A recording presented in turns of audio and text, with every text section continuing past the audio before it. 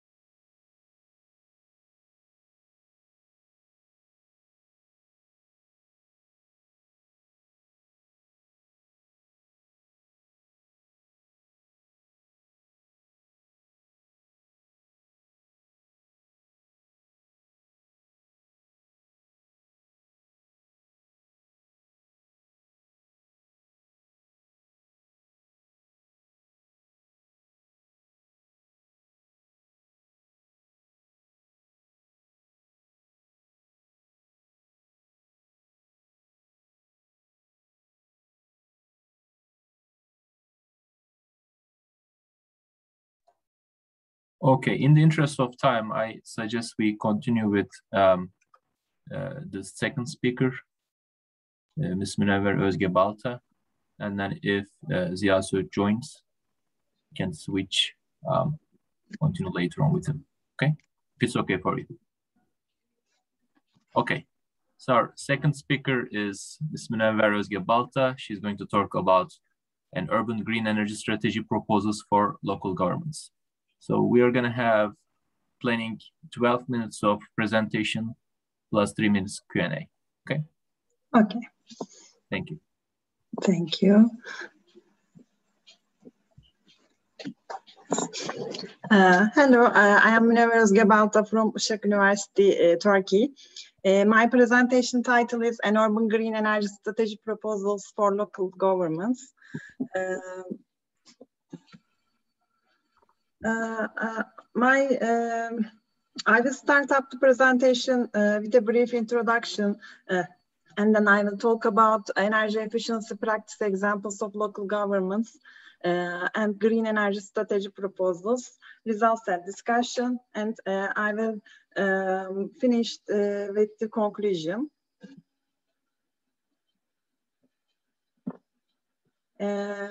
Introduction. And urban energy use increases dramatically with the rapid population growth. Today, this energy demand is mostly met with non-renewable energy resources. The excessive use of non-renewable energy sources causes various major environmental problems in cities. Cities are major responsible of global climate change with releasing the greenhouse gases and extensively. Decision makers are interested in green energy strategies for many reasons, such as environmental and economic. In this regard, many scientists and research groups have proposed various energy strategies to ensure the sustainable future. By the way, we have to solve these environmental problems urgently by implementing the green energy strategies effectively. Planning the green energy strategies are more powerful if the national and local governments have a cooperation. Green energy strategies, some green energy strategies is here. Understanding the concept of green energy utilization, understanding the concept of sustainability, increasing the utilization of green energy sources, providing the energy security, meeting the growing energy demand from renewable energy sources, reducing the environmental problems with the green energy strategies, and determining the green energy strategic proposals for local governments with relevant actors in detail. A theoretical framework was created to determine innovative approach in local energy planning by several researchers. The examples of innovative local energy policy implementation are analyzed in order to understand local energy strategies in the study. In addition, although previous studies have defined sustainable energy planning at central level, studies that conducted at local government level are limited. Green energy transitions and innovative approach will gain importance as a result of global warming.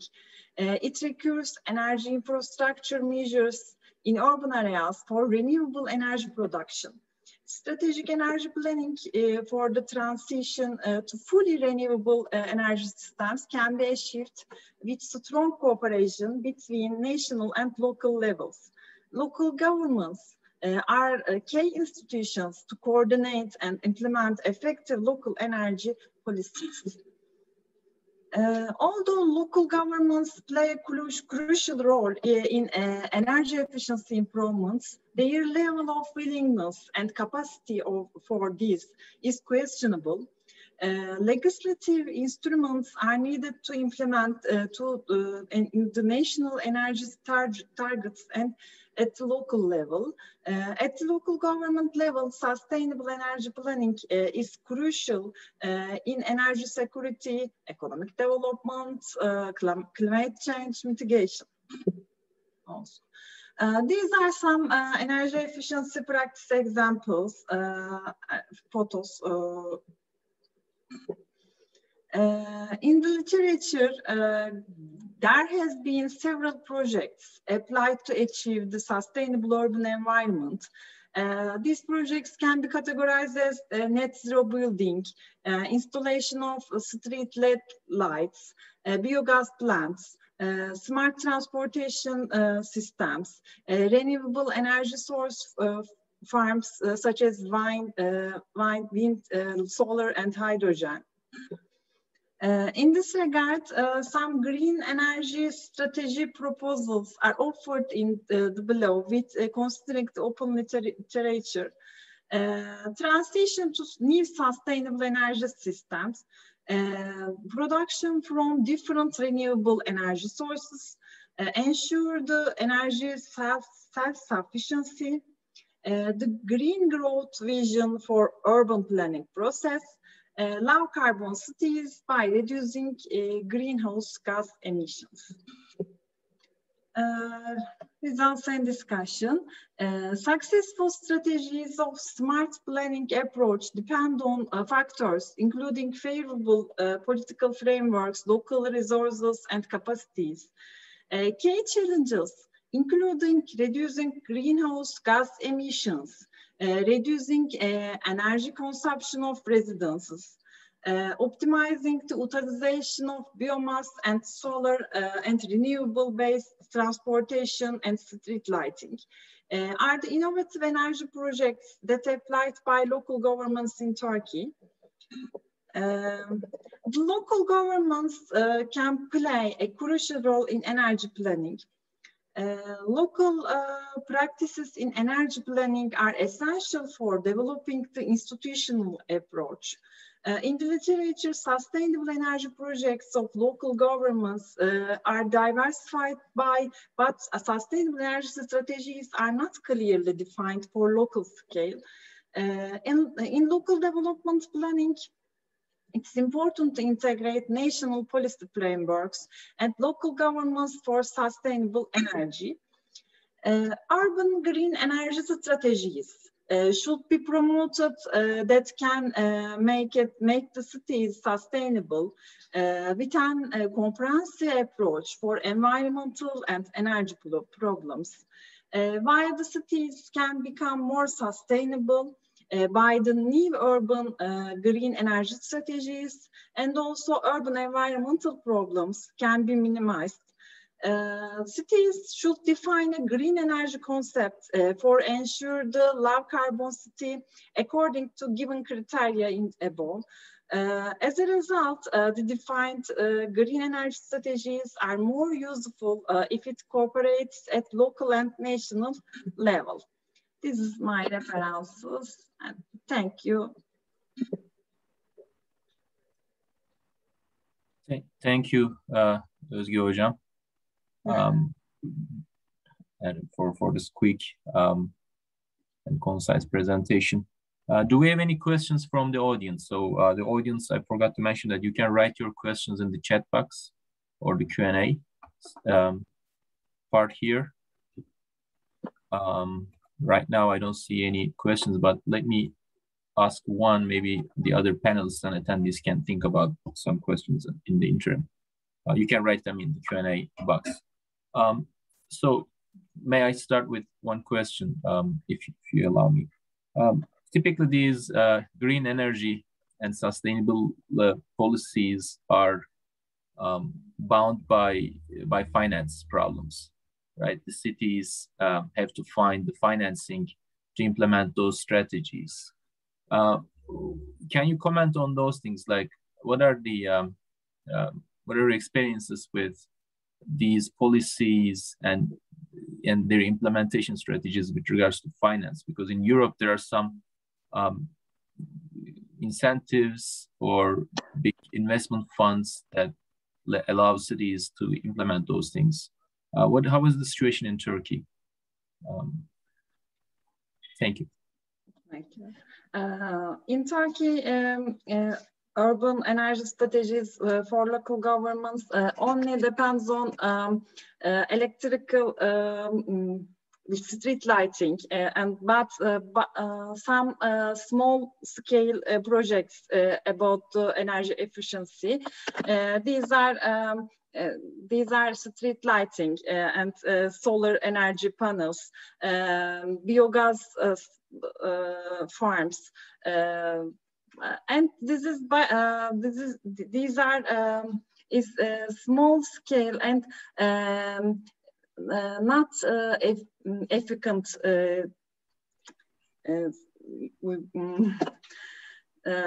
This is not efficient energy strategies, I can say.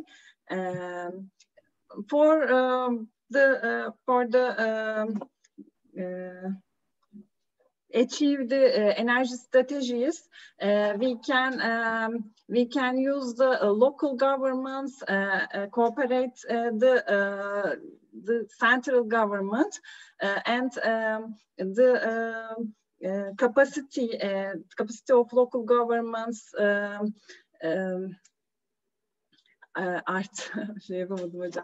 Capacity of local governments can achieve it. That's all. Okay, thank you very much. I don't see any other questions from the audience at this point. Then we thank you for your presentation.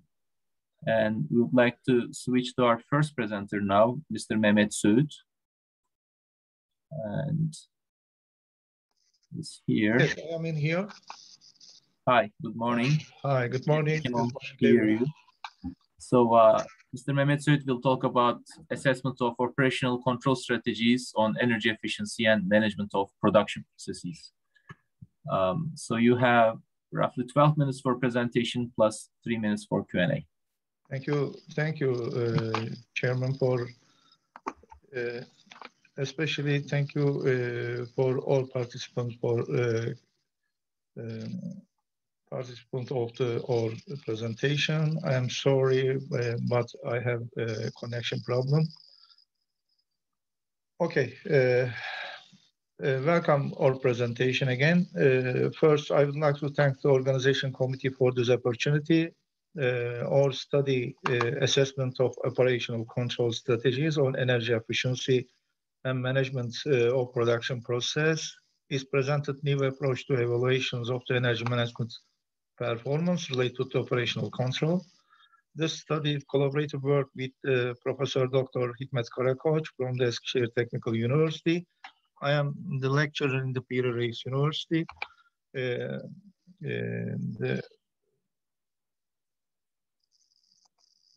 The operational parameters which are mostly determined by considering the product needs are defined together with the experience in production.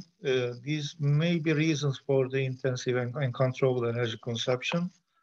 Along with systematic error in operation, this study is based on the methods and application example for the management of operational parameters for industrial processes. The work we presented the heading given in the reflection. First of all, I will present my work under the subtitle you see on the slide. A stational structure often have integrated structure features with different service. In such processes, energy use is usually expressed by two sources, mostly electric and heat. It is seen that similar applications are made in this structure depending on the type of the project features. You see from here the mostly energy, especially for the heat, depends on the fossil fuel consumption. For this application, you see from in this figure the demands of the fossil fuel, the increase in the future. Today, where the fight against the global climate change gain value the critical role in reducing greenhouse gases emissions, which has become a social pressure, is to reduce the fossil fuel consumption with a share of the 40%. The industrial sector has a leading role in this direction. However, this directional control approach for corporate structures and especially for production process should not be handled only with the technology and research and management tools. It is a value that should be handled in multidisciplinary structure, especially in terms of the industrial corporate governance tool, its directions, energy management, energy in production and operational process means the efficiency and efficient use of the energy in operation and management tools. However, the sustainability of the such system effectiveness depends on the consideration of all the factors that contributed to workforce in enterprises. According to UNIDO, numerous studies have highlighted the tremendous gain of implementing industrial energy efficiency and management measures. Notable, some of the study revealed that greater savings can be realized in the developed countries. Unfortunately, industries in developed countries are lagging behind in adoptions of the energy efficiency and management measures, and as such, missing the benefit of the implementation. Most of these industries are limited by some critical factors, which mainly step from a combustion of market pillars. Especially in manufacturing infrastructures, the system efficiency of process management should not be questioned only with the technological competence. Although there is sometimes technological competence, the inefficiency operational of the efficiency system adversely affect production process and business performance. Operational controls gain value in operational efficiency with the aspect and show a failure that directly affects system efficiency. First of all, operational control in corporate strategy should be seen as a guide for effective system management. In this study, the improve in energy consumption that will provide the system by optimizing the operational parameters by directly considering production process are examined on the basis of a cement production process. It shows research management and as a necessity energy management process, in particularly controlling research's continued demand management should be seen as a strategic view. Sectoral distributions as an energy management element are tools for countries to develop policies according to their consumption behaviors. The example of Turkey is given on the slide, although there are advantages in terms of the renewables research, especially in the use of electricity, the demand of the manufacturing sector have focused heavily on fossil fuel consumption. In this structure, field studies of the energy-intensive sectors such as cement, iron, steel, glass, and textile show significant efficiency potential in terms of the energy consumption processes. Today, both the data of the International Energy Agency and studies of the OECD show that fossil fuel consumption trend maintain their positions in the future in terms of the current strategies. In this respect, it is important to prioritize action strategies that will reduce the fossil resource consumption in the manageability of the energy for corporate strategies, in that for some countries.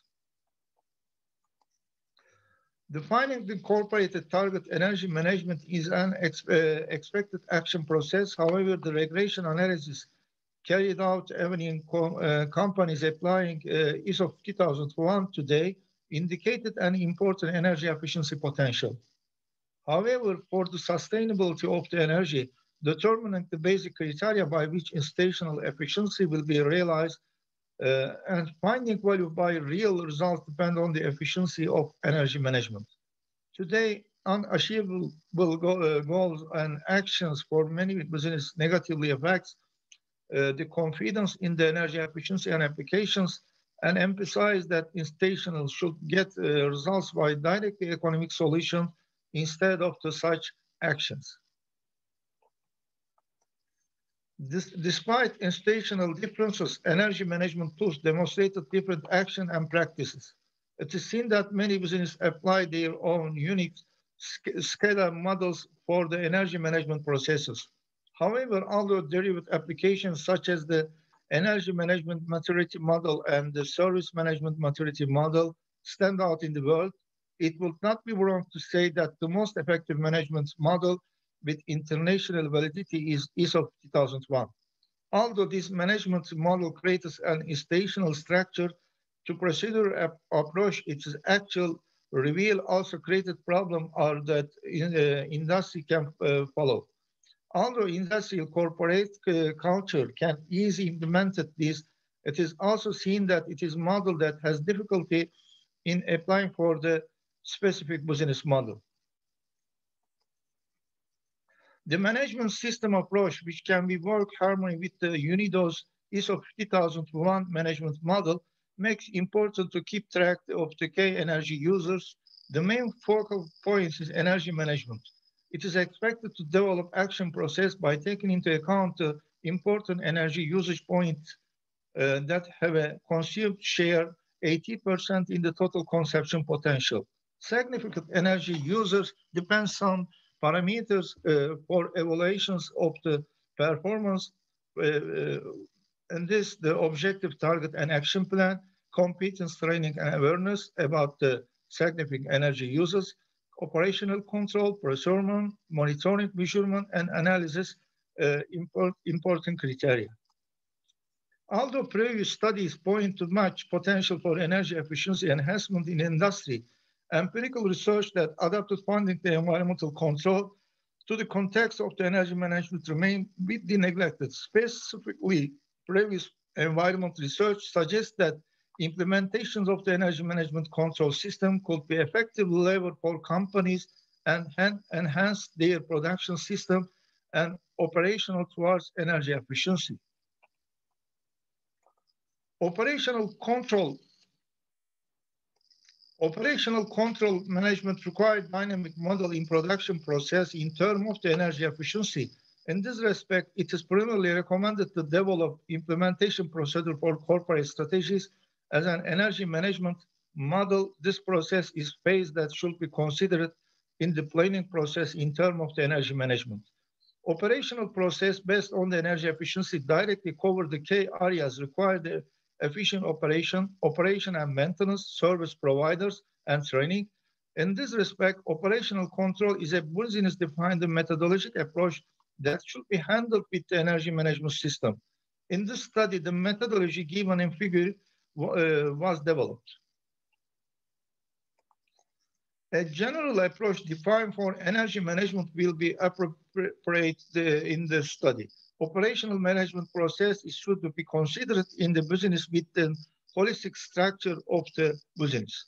For this, define the operational limit range of the process, maximize the operating conditions of the process, evaluating the change of the product according to time and production cycle times, ensure sufficient time to perform and complete energy efficiency maintenance, make sure that all process equipment is operated, taking into account the usage characteristic. For process problem, examine the root causes and engage all stakeholders. Ensure all systems and components are sized to match the actual demand with minimal redundancy. Cement production process in Turkey are basically dry type production models. In this structure, it is main energy users of the rotary kiln process, and 95% or more than energy is consumed here. In terms of the manageability of the energy, research analysis is primarily valuable. With this respect, when they consider the energy cost in the sector, it is seen that coal is still the most economical solution.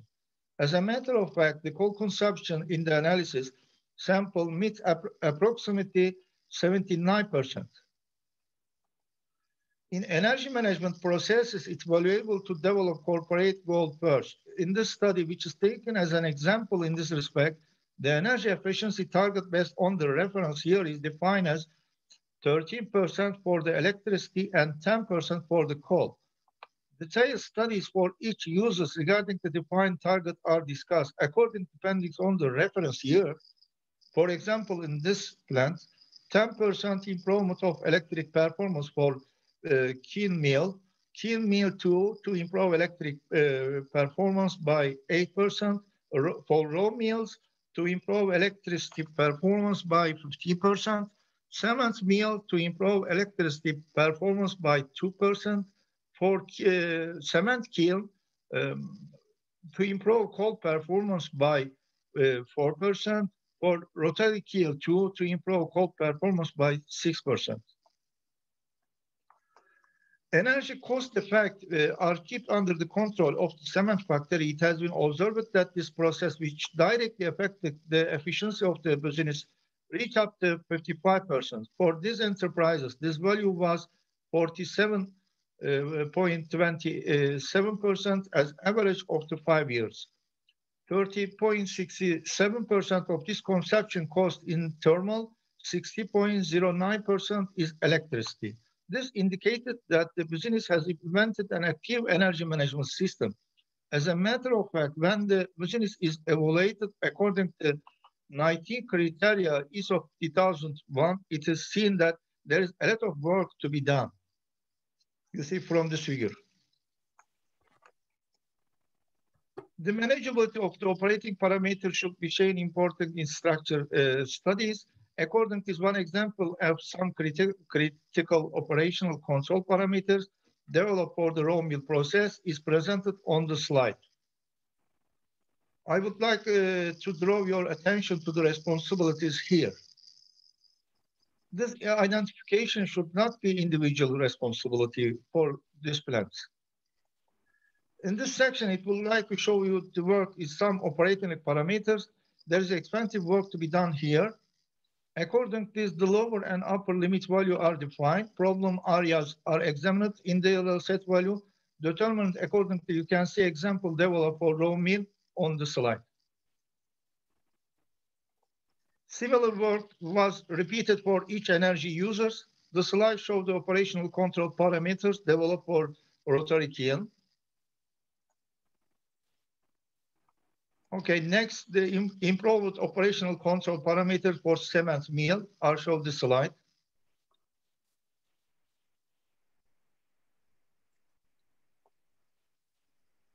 Okay, finishing here and last slide in this. This study includes the field study demonstrated the effective all the operational parameters in energy management system. According to analysis made, it was seen that the efficiency of the operating parameters is about 3.5% for cement production. Keeping the operating parameters under control is valuable not only in terms of the energy efficiency, but also in terms of the life processes, maintenance cost, and maintenance procedure of the production process in enterprises. Thank you for listening. Okay. Thank you, Ziya Hocam. In the interest of time, I'm looking for the Q&A box, and there are no questions asked. And without further ado, I would like to switch to the third speaker. Thank you very much. Thank you for this very interesting talk. Thank you. Thank you. Okay, the third speaker is Ms. Çiğdem Özer, I think. Let me, yes. Okay.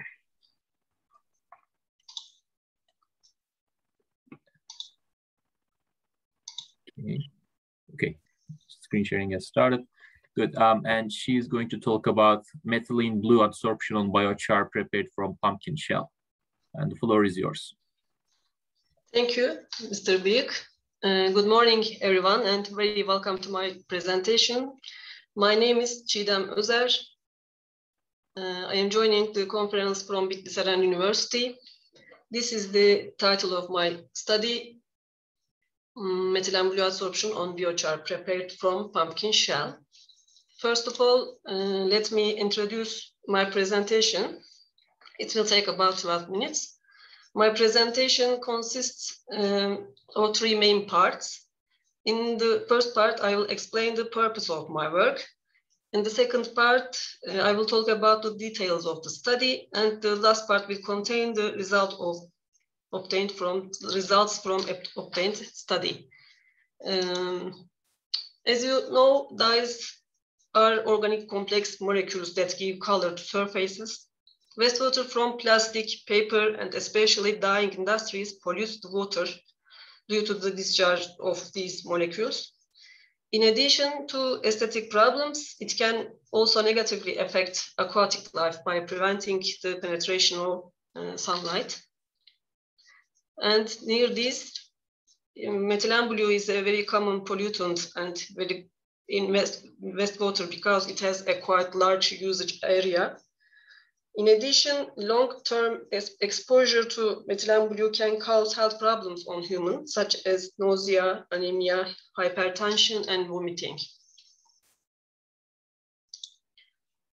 For these reasons, the treatment of dye-contaminated wastewater remains an important problem. And today, it is possible to talk about many chemical, biological, and physical methods for dye removal from water. But why we choose adsorption. Adsorption is an important separation process that is often preferred because it's both economical and effective in removing heavy metals, organic pollutants, and especially dyes from wastewater. The range of adsorbents that can be used in the adsorption process is very wide also. Since the efficiency and cost of the process are determinant, the search for new alternatives is increasing in the selection of adsorbent with waste origin and especially effortless preparation process. What is biochars? Biochars are materials with high surface area, large pore volume, rich functional groups, and wide application areas. They can be converted into cost-effective and easily available adsorbents by a series of chemical processes from different biomasses. They are also preferred due to their low-cost porous structure and high efficiency. In the light of all this information, the main aim of this study is preparing biochar from the pumpkin shell with sulfuric acid to be used in methylene blue removal that we talked about as an pollutant in wastewater, and then characterizing the obtained materials and examining the effective parameters for adsorption process. And now we can talk about the details of the study. The biochar used as an adsorbent in the studies was prepared by truly mixing the pumpkin shell with sulfuric acid at room temperature. After standing overnight, the washed material was dried and stored at room temperature again. For the characterization of prepared biochar, moisture and ash content determination, fixed carbon determination, elemental analysis, single and multi-point bed surface analysis, and filter analysis were performed, and some images were taken. The adsorption dynamics of methylene blue on biochar were evaluated by performing batch experiments. The effects of parameters such as pH, initial methylene blue concentration, adsorbent dose, and contact time were investigated. At the end of the adsorption process, the biochar was separated from the suspension by centrifugation. Methylene blue concentrations remaining in solution were measured by UV visible spectrophotometer. Then the amount of methylene blue adsorbed per unit mass of biochar calculated, and the calculated data used for isotherm and kinetic model applications. Now it is time to talk about obtained results. I will try to explain results by using the graphs. Experimental conditions are given under each figure. As can be seen, the pH graph, methylene blue adsorption depending on the pH solution. The sharp increase observed in the methylene blue adsorption in the first stage.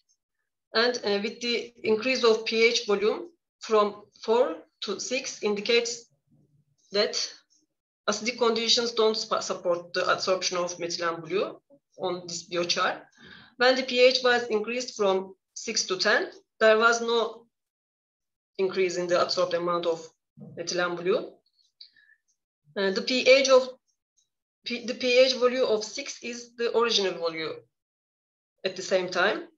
Hence, it was concluded that optimum pH value for the methylene blue adsorption in the subsequent studies were selected to be original pH value 6. The methylene blue adsorption, depending on the contact time, is shown in figure on the right side.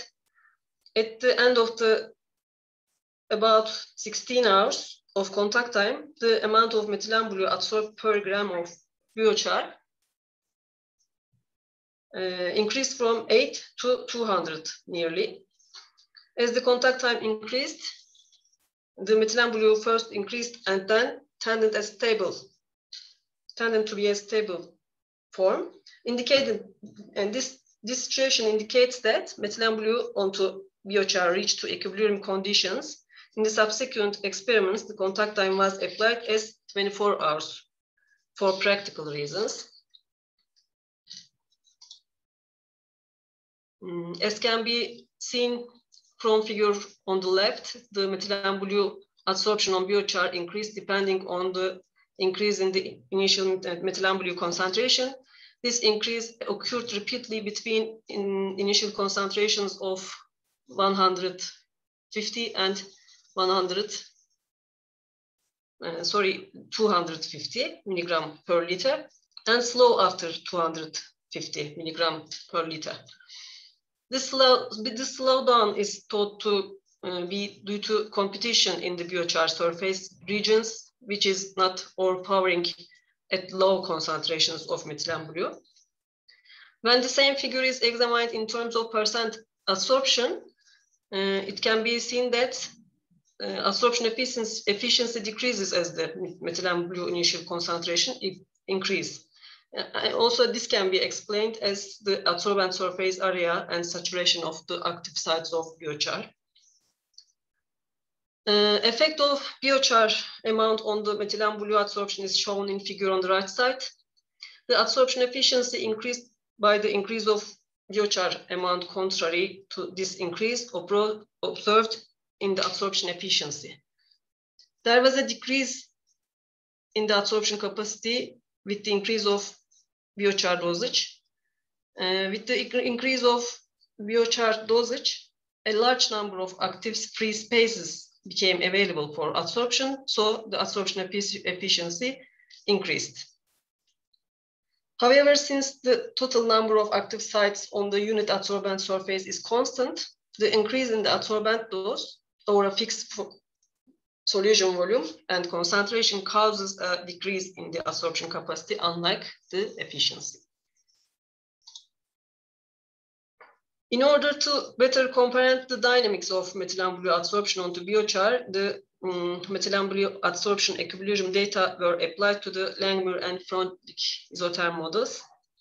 The visual comparability check of the absorption isotherm of methylene blue performed with the comparative nonlinear graphs in figure on the left side.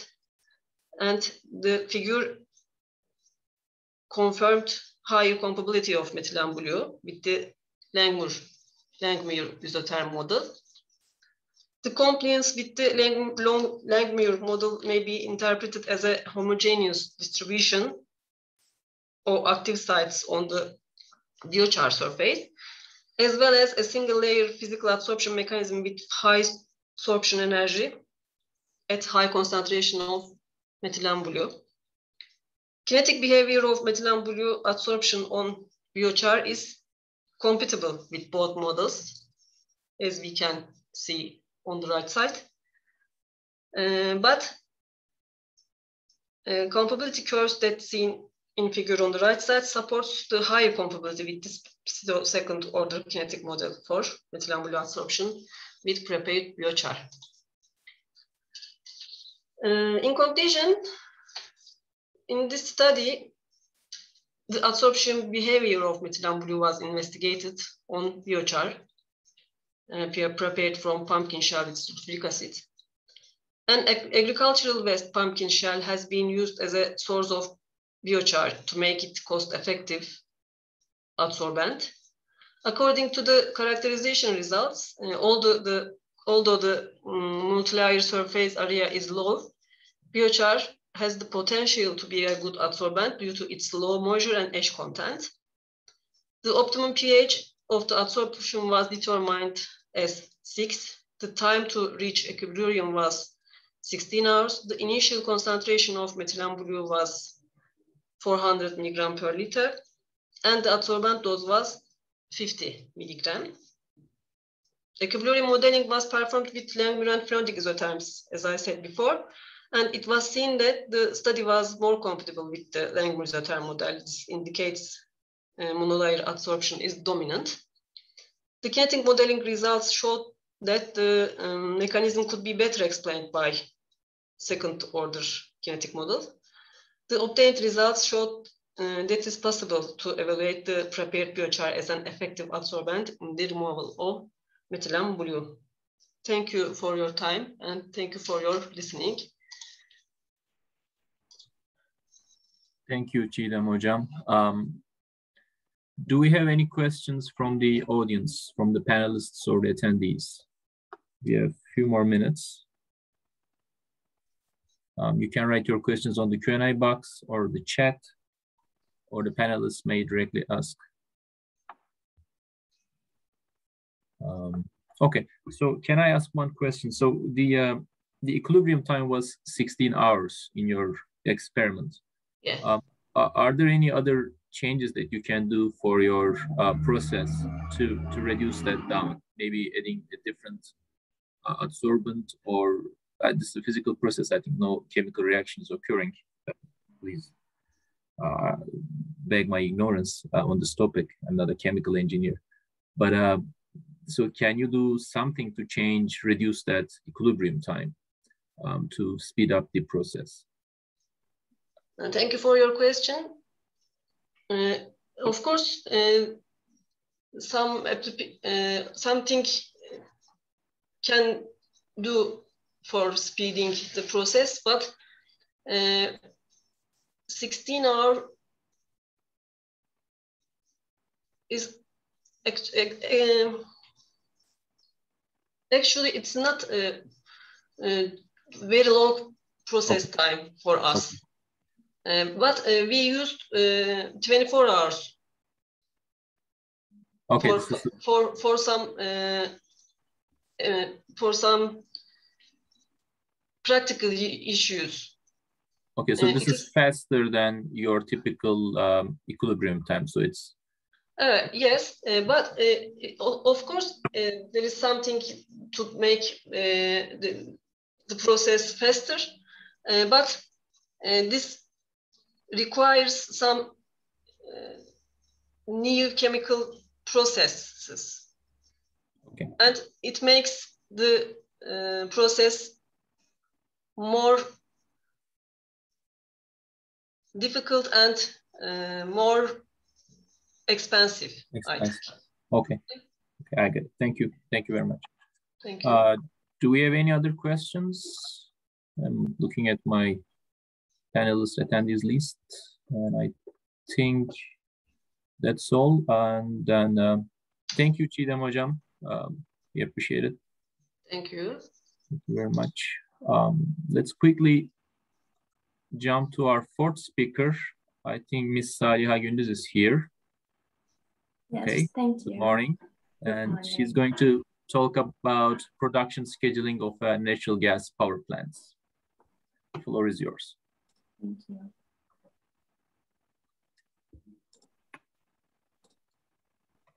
Dear session participants, Chair, good morning. I am Saliha Gündüz and I am a master's student in industrial engineering at Yıldız Technical University. Today I will be presenting an optimization model of a natural gas power plant. Our study is about the production scheduling of a natural gas power plant. I would like to present my plan for the presentation. First, I will explain the work principles of a natural gas power plant and the problem definition. After that, I will talk about the literature. After that, I will talk about the mathematical model we have created. And after that, I will mention the conclusions and our plans regarding the future work. If we have to define a problem, it is centered around the operations of natural gas power plants and their production of electricity. Combined cycle power plants are very significant sources of electricity and their operations are heavily influenced by the time they start up and they shut down. They also start their operation in 3 different phases. Hot start phase happens if after a maximum of 8 hours, the plant has stopped production.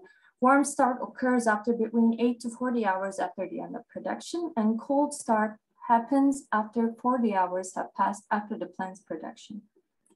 We also need to mention the electricity market and how the market affects the operations of a plant. Electricity is a commodity that can be traded in the electricity markets with sales prices or market clearing prices, MCP for short, that changes hourly. Therefore, electricity producers decide on their production schedule with respect to their production costs and the MCPs. In Turkey, electricity generating companies notify their electricity generation bids for the next day to EPİAŞ, the operator of the electricity market. Electricity prices are determined according to the supply and demand formed by the evaluation of these offers.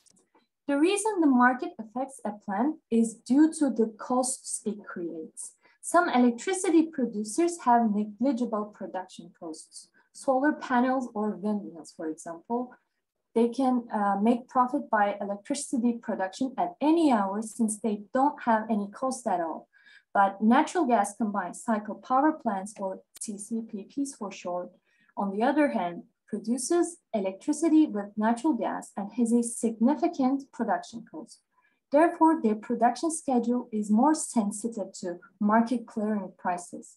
In other words, if the prices are sufficiently high, they can make profit, but they can make a loss if the prices are low, since electricity cannot be stored to be sold later efficiently at the scale of a CCPP. There are also some significant factors about starting and stopping production. First, there are significant costs associated with both starting and stopping production, like I mentioned earlier. And secondly, a CCPP cannot immediately start production at full capacity in an hour. That is to say, it takes time to boost the production to full power. Third, the efficiency of a CCPP increases as the power of the system increases, which results in a reduced production cost. Therefore, it is not straightforward to take decision on the production for a CCPP. For example, although it may be profitable to produce electricity in an hour, it may not be justified if the startup cost is too high, or even if it's not profitable to produce electricity in an hour, it could be better to start in that period to boost the production in the subsequent periods. In this study, we addressed the production scheduling of the CCPP. We modeled the problem using a mixed integer programming model and minimized the total cost of production, which consists of production costs, startup costs, and shutdown costs. We focused on two methods during our literature research. These two methods are titled mixed integer programming and dynamic programming. MIP is mainly focused in literature due to the optimality it presents compared to other methods and the fastness it has compared to other methods, for example, dynamic programming. Dynamic programming is also selected by other authors to be used regarding the production schedulings of natural gas power plants. Here comes our mathematical model, and here is our objective function. Our objective here is to maximize the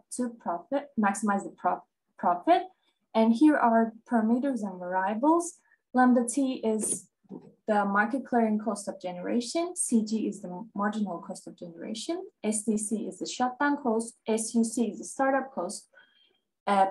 SUVT and SDVT shows whether the plant is open or not.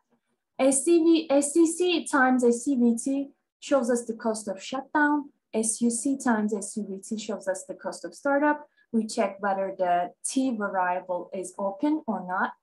So if the T in these is 1 at the point cost occurs, and these two show the cost, and we subtract it from our profit and we calculate the main profit. Lambda T part shows us the market clearing prices and also our profit. In the end, in our objective function, we try to maximize the overall profit. And with the mathematical model, there are also constraints to ensure that we can run our model.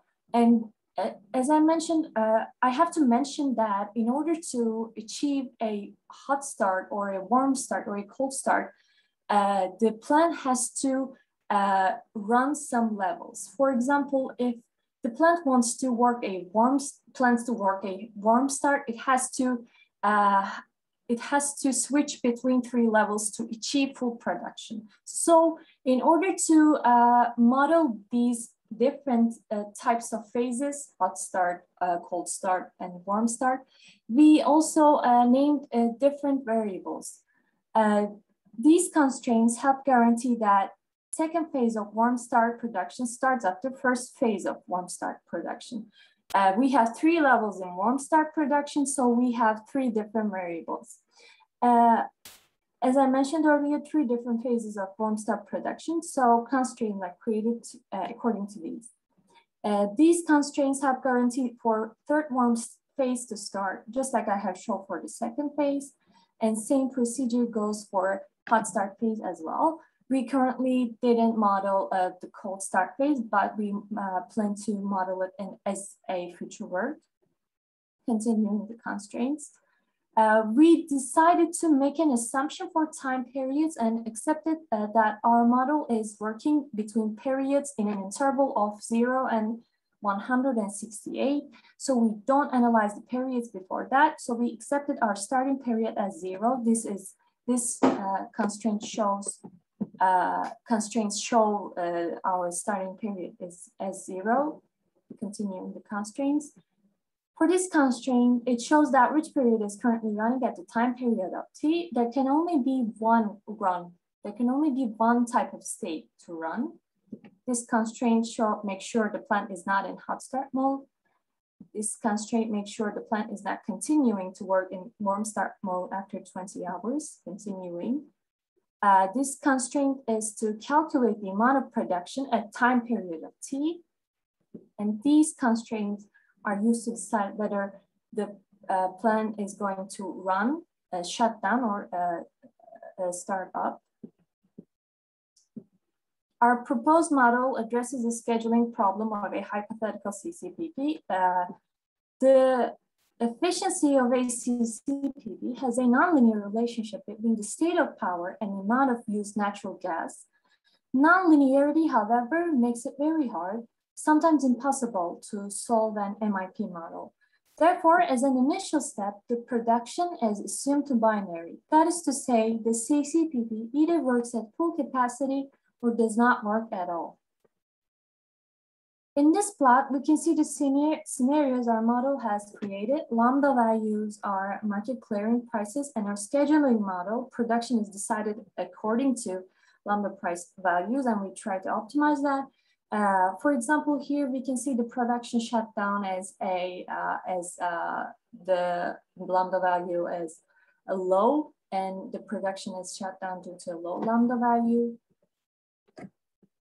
And as future work includes and tries to, we'll try to examine the linear relationship between, like I mentioned, we accept a relationship linear between the state of power and natural gas, and our future work will include the nonlinear relationship between state of power and amount of used natural gas.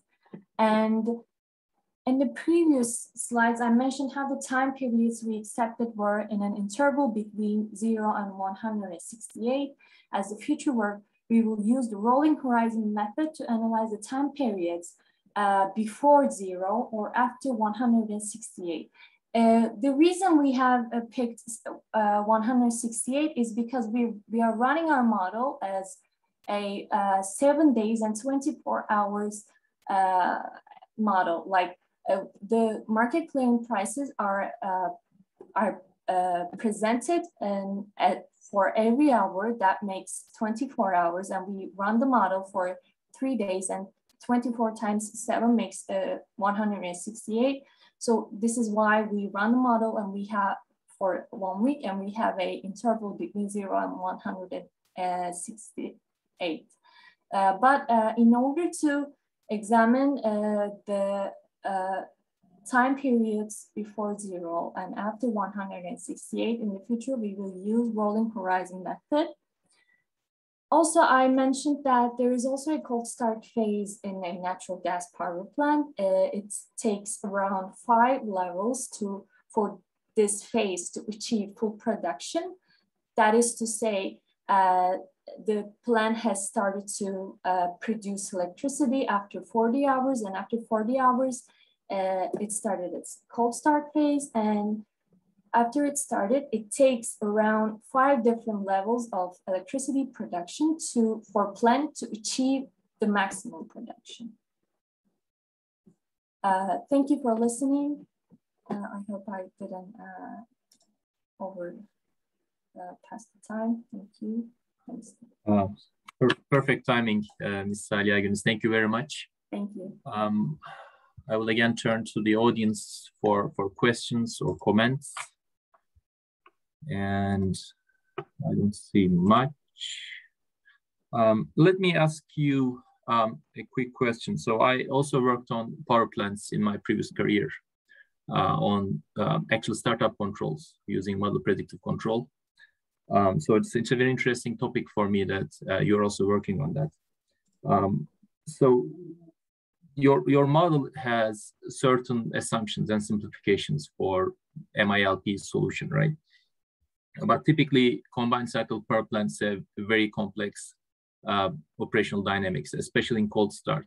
You have a lot of things going on. You have to check the operational constraints, thermal stress on the rotors and all that stuff, and heat recovery steam generators. So how do you decide that your production, so you're not looking at the transient lighting, you are just saying production scheduling, and if you want to start from warm or cold or hot to full power. So how do you plan to look at if the plant is actually available for a cold start or a warm start? Because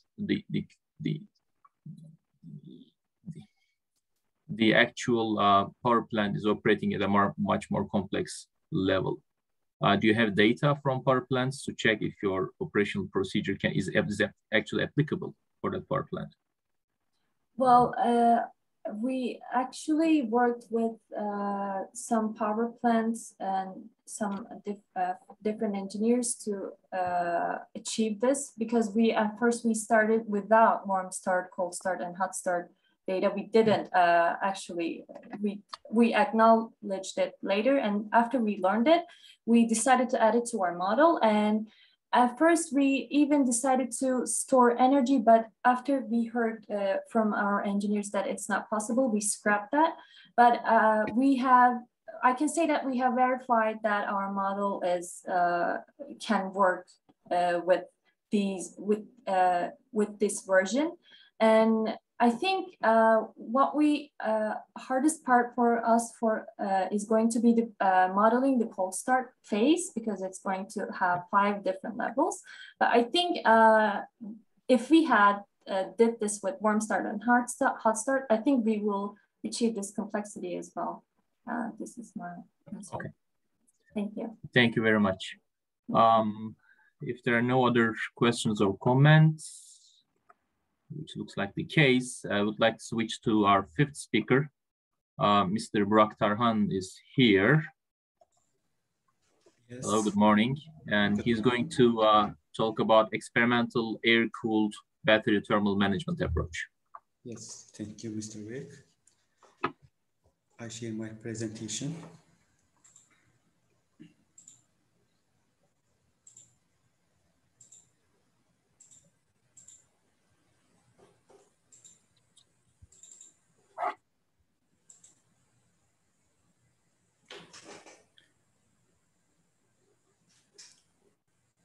Okay. Hello, everyone. My name is Burak Tarhan. I am a master's student at Exergetic Technical University. I am working on battery thermal management. Today, I will share with my work titled Experimental Air-Cooled Battery Thermal Management Approach. My presentation consists of 4 main topics: motivations, battery pack and test designs, test results, and conclusion. Motivation, today due to the increased environmental pollution and global warming, the transition to alternative power system has begun. This alternative power source is lithium battery used in electric cars and electric aircrafts. All the batteries meet the requirements of these electrical vehicles. In terms of the energy density, some steps needs to take to increase the lifetime of the battery. One of these steps in battery thermal management. Battery thermal management ensures that the battery works between idle operation temperature, thus increase the life cycle of the battery. There are three different types of the battery thermal management: air-cooled, liquid-cooled, and PSM-cooled. This distinction is active, that means forced, and although passive cooling. Forced cooling is also acknowledgement the external power. In our study, the forced version, air-cooled studied. Air cooling is done with cylindrical pipes in contact with battery coil surface. A pressurization compressed was used the air force. Our battery pack and test designs. We introduced our battery test designs. Source meter provides the charge and discharge cycle of the battery. Thermal camera allows to measure the temperature and charge the battery pack. The compressor in search of the first air cooling. The battery pack, our battery pack combined is 4 series and 5 parallel batteries. The maximum voltage of the battery 16.8 volts and maximum capacity 5 ampere hours. Our pack design is here. If we pass our test results, the temperature values pack battery pack are measured different type charge rate, 2C rate, 3C rate, and 4C rate. First of all, we don't use any air cooling at test natural environmental, and we see our temperature changes. We first of all our environmental temperature is 25 degrees. After that, change to C rate 29.8 temperatures. When we use the second part of this, sorry about that, there's a mistake.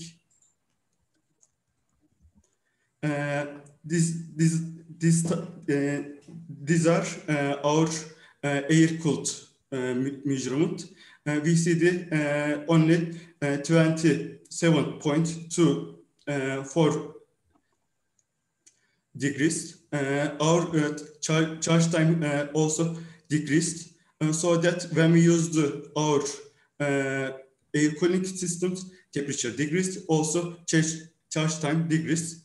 Also, we measure the internal resistance change. We can see 2C rate internal resistance increased very low. Also, 4C internal resistance too high, the others, so that we can explain our temperature changes increases for our internal resistance change. Conclusion: heat generation in lithium batteries has been increased experimental heat effects due to the different C ratio were analyzed. The effects of change in internal resistance values on the experimental results was measured. In addition to thermal properties of the cells, the thermal properties electrical connectors have been found to be important. In the cell test, it was measured the temperature of the conductive wires at 2C rich values close to battery temperature. It has been realized that conductive elements should also be considered inputs to thermal design of the battery. An experiment was conducted to analyze the thermal runaway effects in the battery. The prediction measure of the cell cutoff, cell connection, high current and temperature preventing dangerous consequences from occurring. It has been evaluated that use the cylindrical types 1860-15 cells, especially in the aviation application, is necessary for safety. It has been seen that is not practical operation cells. The capacities and voltage range stated by the manufacturers. Instead, operating them at the high SOG levels will be more effective in terms of the thermal management requirement and battery management. This is the reference. Thank you for listening.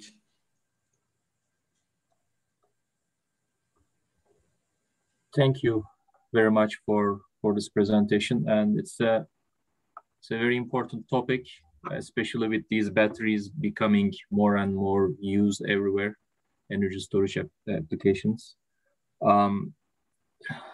Any questions, comments from the audience? Okay, let me ask you one quick question then. How do you see the future of battery thermal management? So are there, how are we going to solve this with new materials or new cooling strategies? Or I think I saw some applications of, putting these batteries in cooling fluids. What are the things that can be done? Actually, in automotive industry is most important in the thermal management, because this is the need leadership in that. First of all, three different working thermal management. First of all, battery materials about that. This is anode or cathode, like that.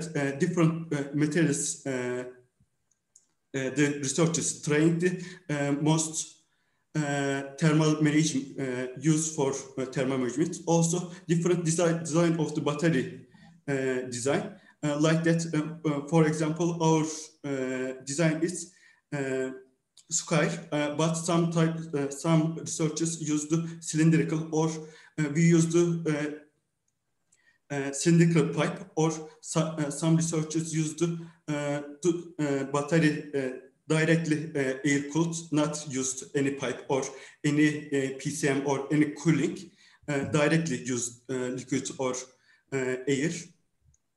Actually, very important for our future, because battery most used in the automotive center industry. It will used commonly in the aircraft industry. I think it was very important. Okay, thank you very much. Thank you. Any other questions? We have a few more minutes. If you have like to ask something. Okay, then we thank Mr. Burak Tarhan again for this informative talk. And our last speaker of this session is, I think I see Ofasa Abunuma on the audience, but I couldn't make him the panelist. He's in the attendees list. I asked the TÜBA IT to help me. I click on promote to panelist, but he's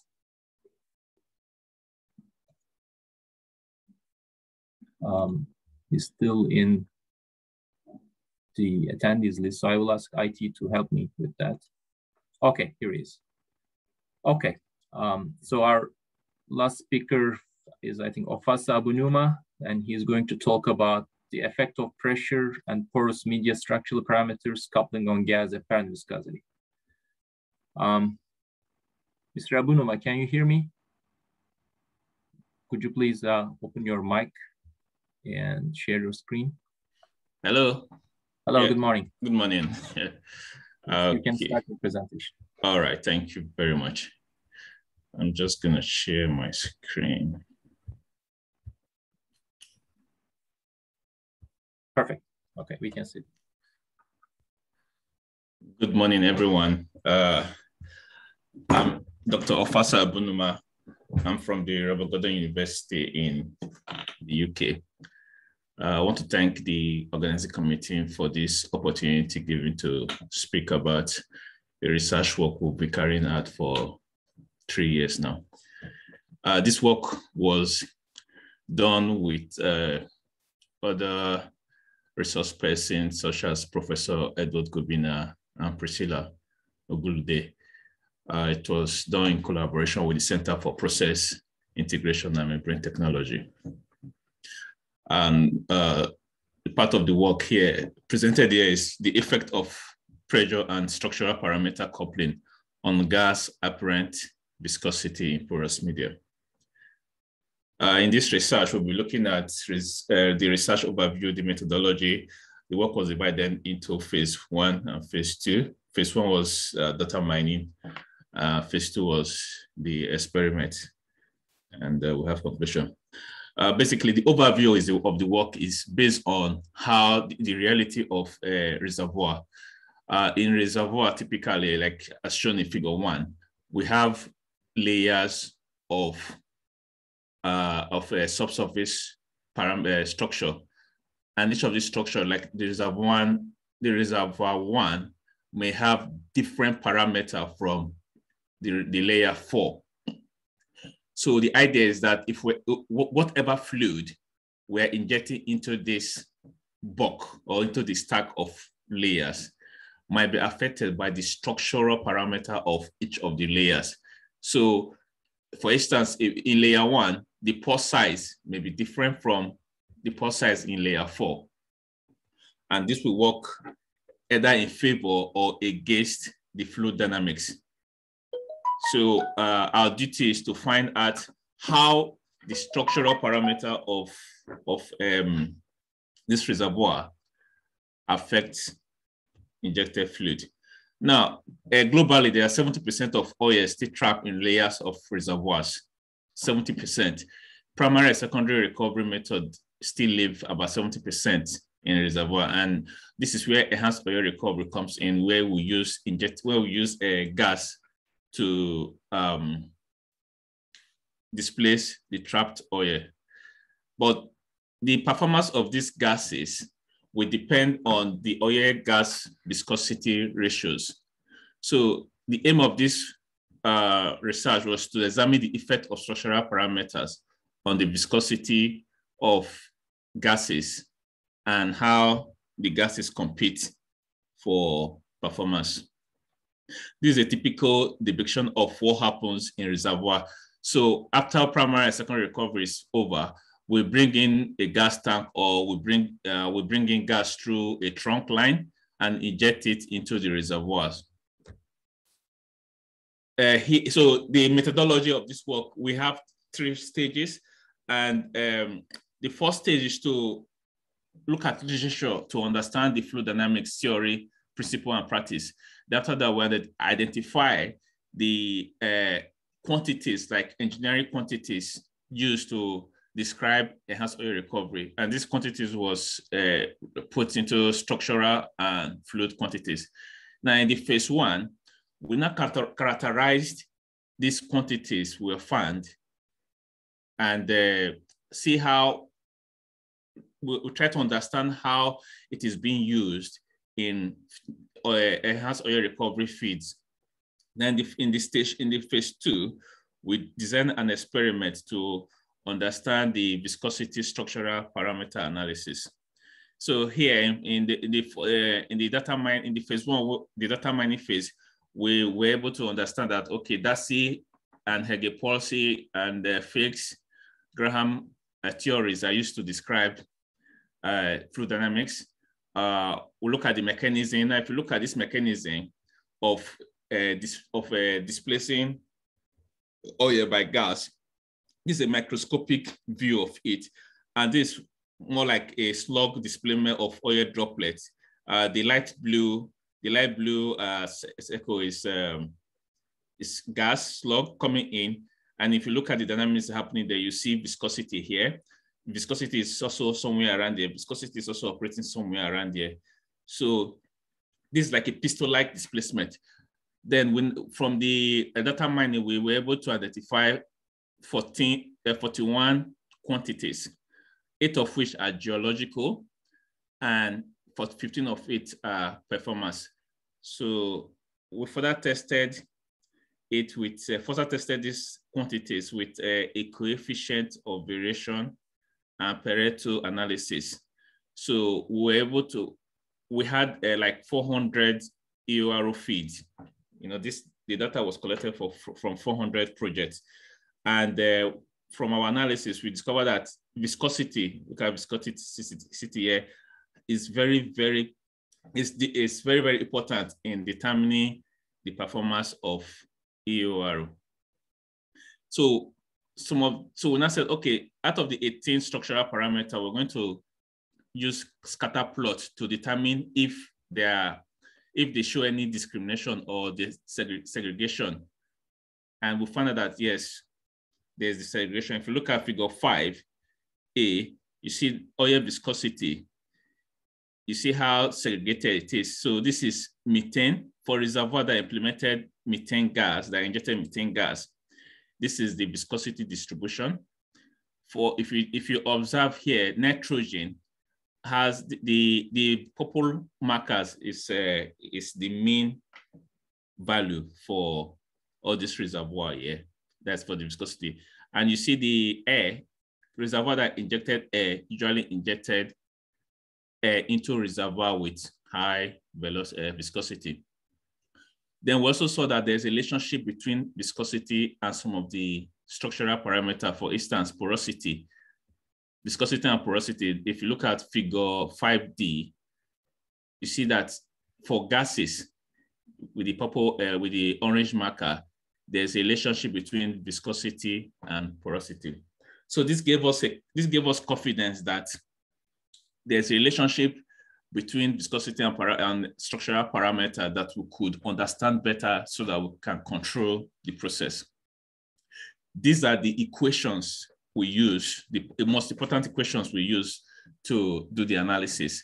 Here we have structural parameters, which include geological and geometrical quantities. So we have pore size, porosity, tortuosity, piezo, entry area, radial thickness, aspect ratios. These are all structural parameters. While here in the B section, we have the quantities, which are fluid and engineering quantities. So here we have viscosity. We derive viscosity. Yeah, this is an equation for gas flow viscosity in radial system. We also have the viscosity ratio, which is the ratio between the viscosity of the air and the viscosity of the gas. These ratios are important for understanding the displacement process. Now we have the gas thermophysical properties. So this is a highlight of the gas thermophysical property. You can see now that we made a qualitative and quantitative description of the properties. So here, molecular weight, you see CO2 has the highest molecular weight, but the least specific volume. So here we also see the apparent viscosity at STP and also the mean free part. Now, why we are including this is to make it know that these variables or these properties are influential in flow behavior. For instance, if you look at the mean free part, the distance between so the distance a molecule has to travel before it makes the collision with another molecule for CO2 is 0.70 Armstrong. So you see that is the highest. So this is expected to have an impact.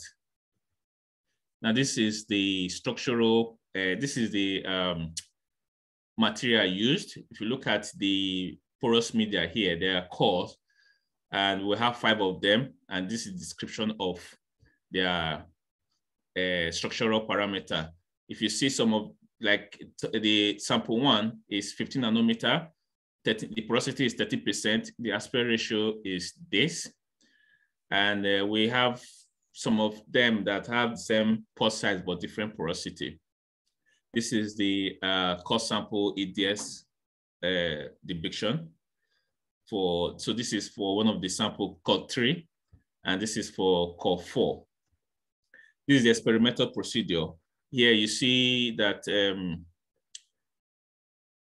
this is the gas, and we're injecting the gas into a core sample, which is here, and the core has hollow inside. So the gas tries to permeate in and exit from the bottom of the core holder, and we take the reading of the gas flow, where is it to the film cupboard. Now we did over 1,000 experimental runs, and we acquired over 8,000 data. The temperature condition was between 293 Kelvin to 673 Kelvin. The result was very interesting and instructive. So when we looked at porosity, how porosity affects the viscosity, the apparent viscosity of the gases, we realized that for each of the gases, when porosity starts increasing, the viscosity starts decreasing. So there's an inverse relationship between apparent viscosity and porosity. So for here, we see that as it increases to 20, the porosity of methane, nitrogen, and air starts, trying to become less affected by porosity because they're trying to plateau here. Now, in this case, we see that methane is the least responsive to porosity by way of if you look at the exponential constant here, is the highest. So now, what is the implication to reservoir management? So if you have a reservoir layers where as you're going down the reservoir, the porosity becomes, shrinks. If as you're going down the reservoir, the porosity is shrinking, it therefore means that CO2 is the best gas to use, because if you're going towards the left side, so if you're increasing, say from 20, you're going to 5, the viscosity is increasing, and the desire is to have a high viscosity so that you can displace the oil. But if you're going from a low porosity to a high porosity, then CO2 is the best. Methane, which is this line, the blue line, is the best gas to use. In the pore size, we discovered that there's a positive relationship, and nitrogen is the most affected by pore size. So if the pore size is increasing, the viscosity of nitrogen also increases. So in this case, nitrogen is the best if you have a positive pore size gradient. We look at aspect ratio, and we discovered that the behavior of the aspect ratio is quadratic, in the sense that before you get to an aspect ratio of 5 raised to power 10, 5 exponential 4, the aspect ratio relationship is inverse. But once we pass this stage in this figure 4, the aspect ratio start to increase. The viscosity start to increase with aspect ratio. And nitrogen again happen to be the most responsive to it. Not necessarily the best, but the most responsive to aspect ratio. In all the cases, the arrow square, which is the coefficient of determination, was very, very strong between the parameters and viscosity. The conclusion. Okay, so at the end of the day, we can conclusively say that nitrogen viscosity responds to reservoir structural parameter than the other gases. However, competitiveness depends on process objectives. So if the process objective, so we cannot say, oh, is nitrogen the best or methane the best. It will depend on the structural rhythm of the layer. So if the layer of the reservoir is positive if it's positive for porosity when you're going down, then you take methane as the best gas. But if as you're going down, the porosity is shrinking, then you take CO2 as the best gas. Contribution to knowledge and practice. So we can say therefore that EOR processes can be characterized by reservoir rhythm and the outcome validated by experiment. We can also apply these findings to facilitate engineer selection of gas based on process objectives, reservoir structural heterogeneity, and the rhythm. We recommend that two-phase study of oil and gas is done to further understand this process. Thank you for listening. Thank you, Mr. Rafasa Abunuma, for this really interesting talk.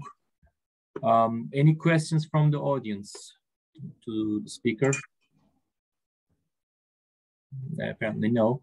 I was actually ask you a question that you just answered in your conclusion. So I was planning to, I wanted to learn which is the best gas from a cost perspective, or not just economic cost, but the environmental cost as well, given the structure of the surface.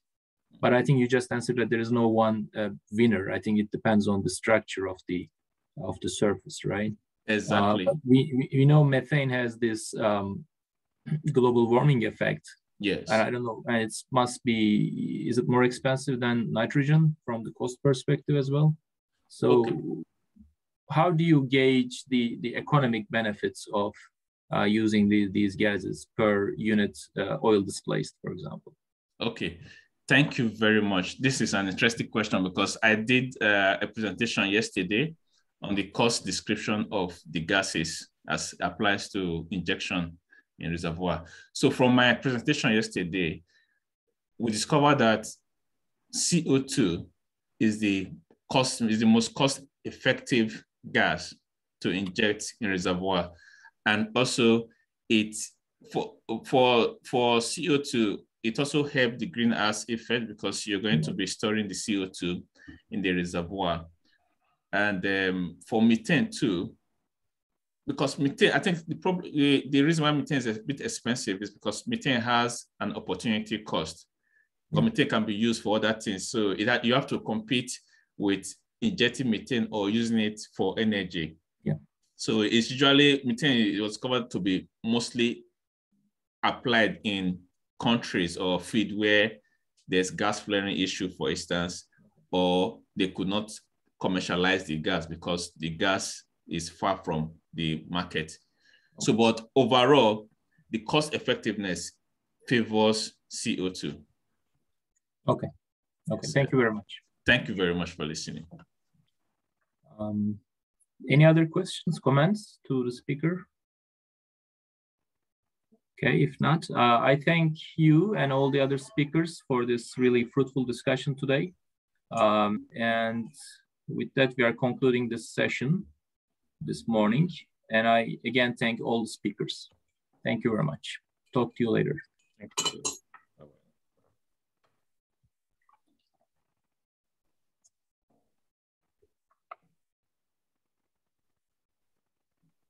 Okay. So bye, everybody. Bye. I'm leaving now.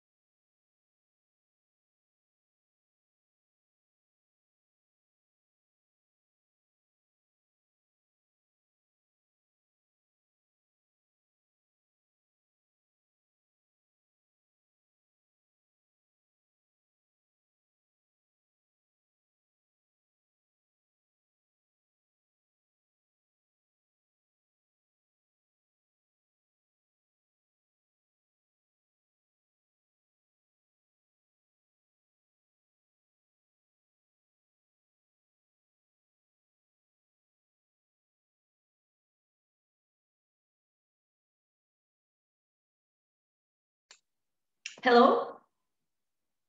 Can you hear me? Yes, I can hear you. Hello, everyone. Good morning. Welcome to our session. First of all, I would like to thank everyone who's attending the hydrogen technology session.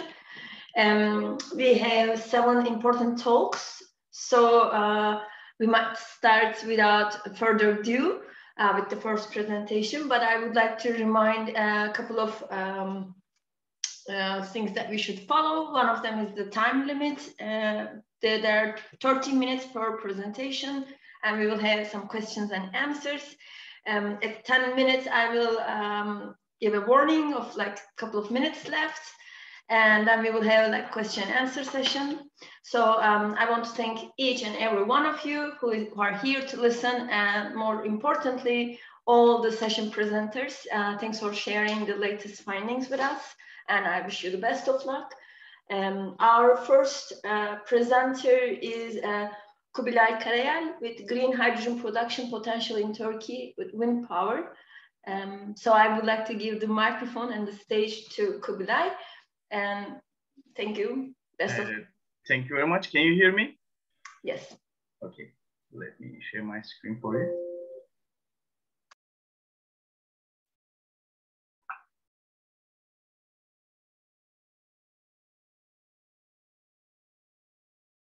Can you share my, can you see my screen? Yes, we can. Okay, thank you. Thank you for coming, thank you for listening. My name is Görkem Kubilay Karayel. I'm a research assistant at the university. Today, I will talk about our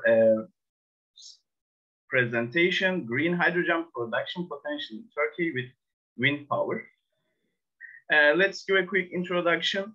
I will talk about the importance of green hydrogen. Why are we choosing green hydrogen? Why we want green hydrogen? And after that, Turkey wind power potential and what we use in the system, turbine, electrolyzer. And after that, I will talk about brief analysis and assessments. After that, results, discussion, and I will finish with the conclusions. Importance of green hydrogen.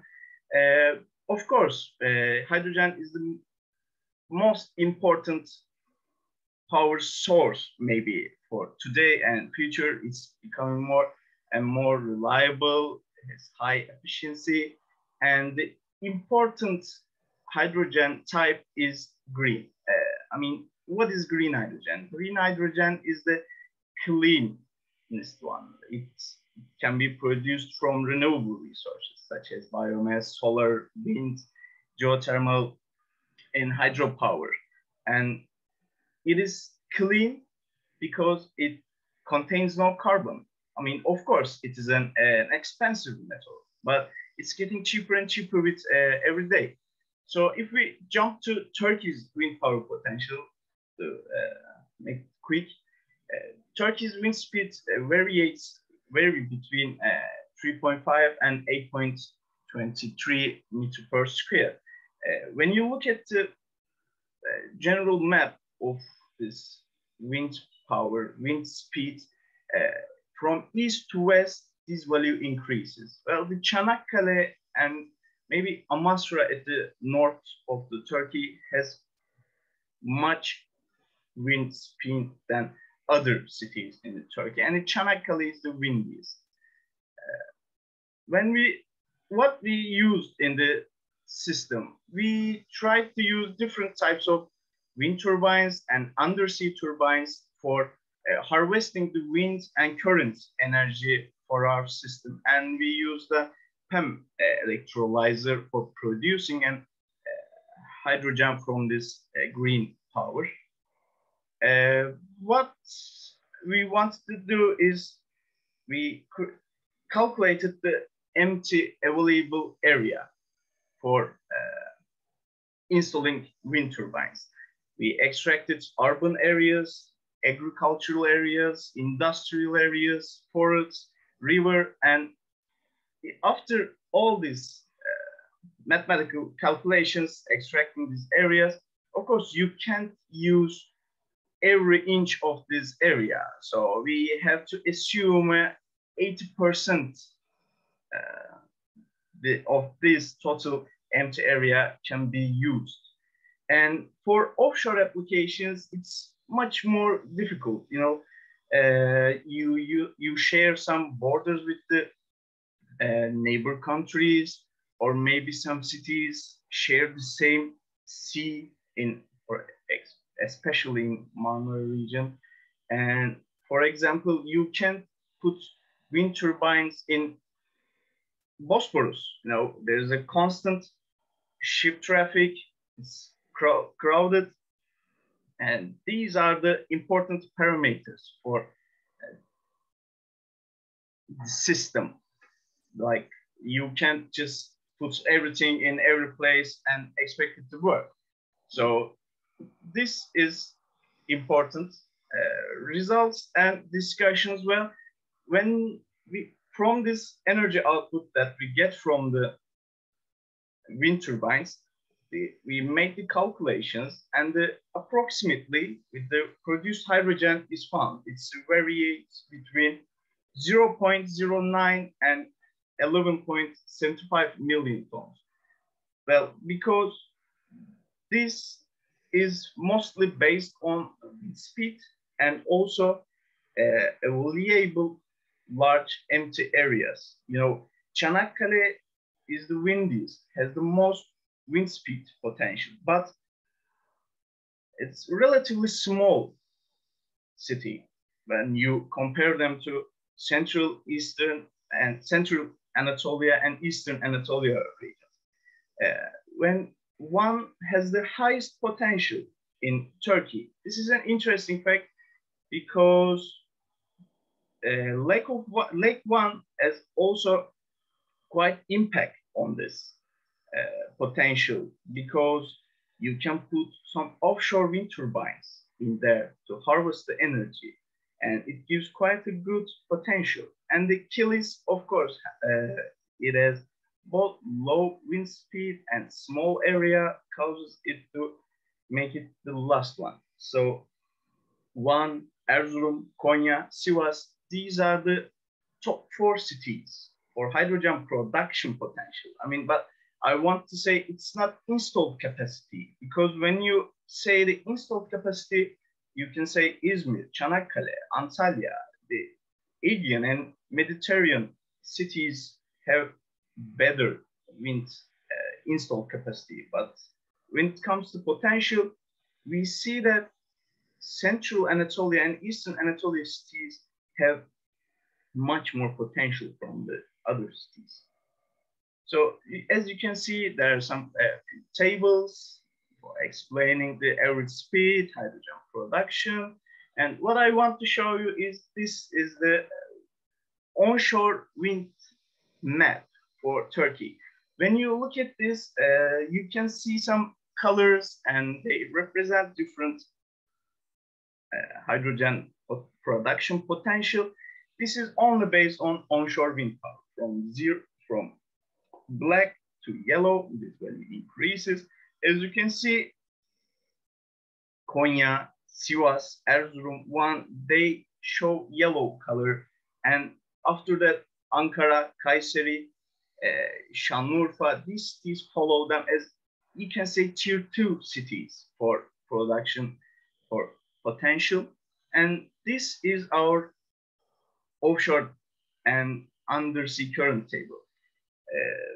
Well, Turkey is between, it has 3 different seas. It shares some of them with other neighbor countries, but they are inner seas, like Black Sea, Aegean Sea, Mediterranean Sea. These seas have low current speed. It's not the ocean size. So because of that, undersea potential is much more lower than the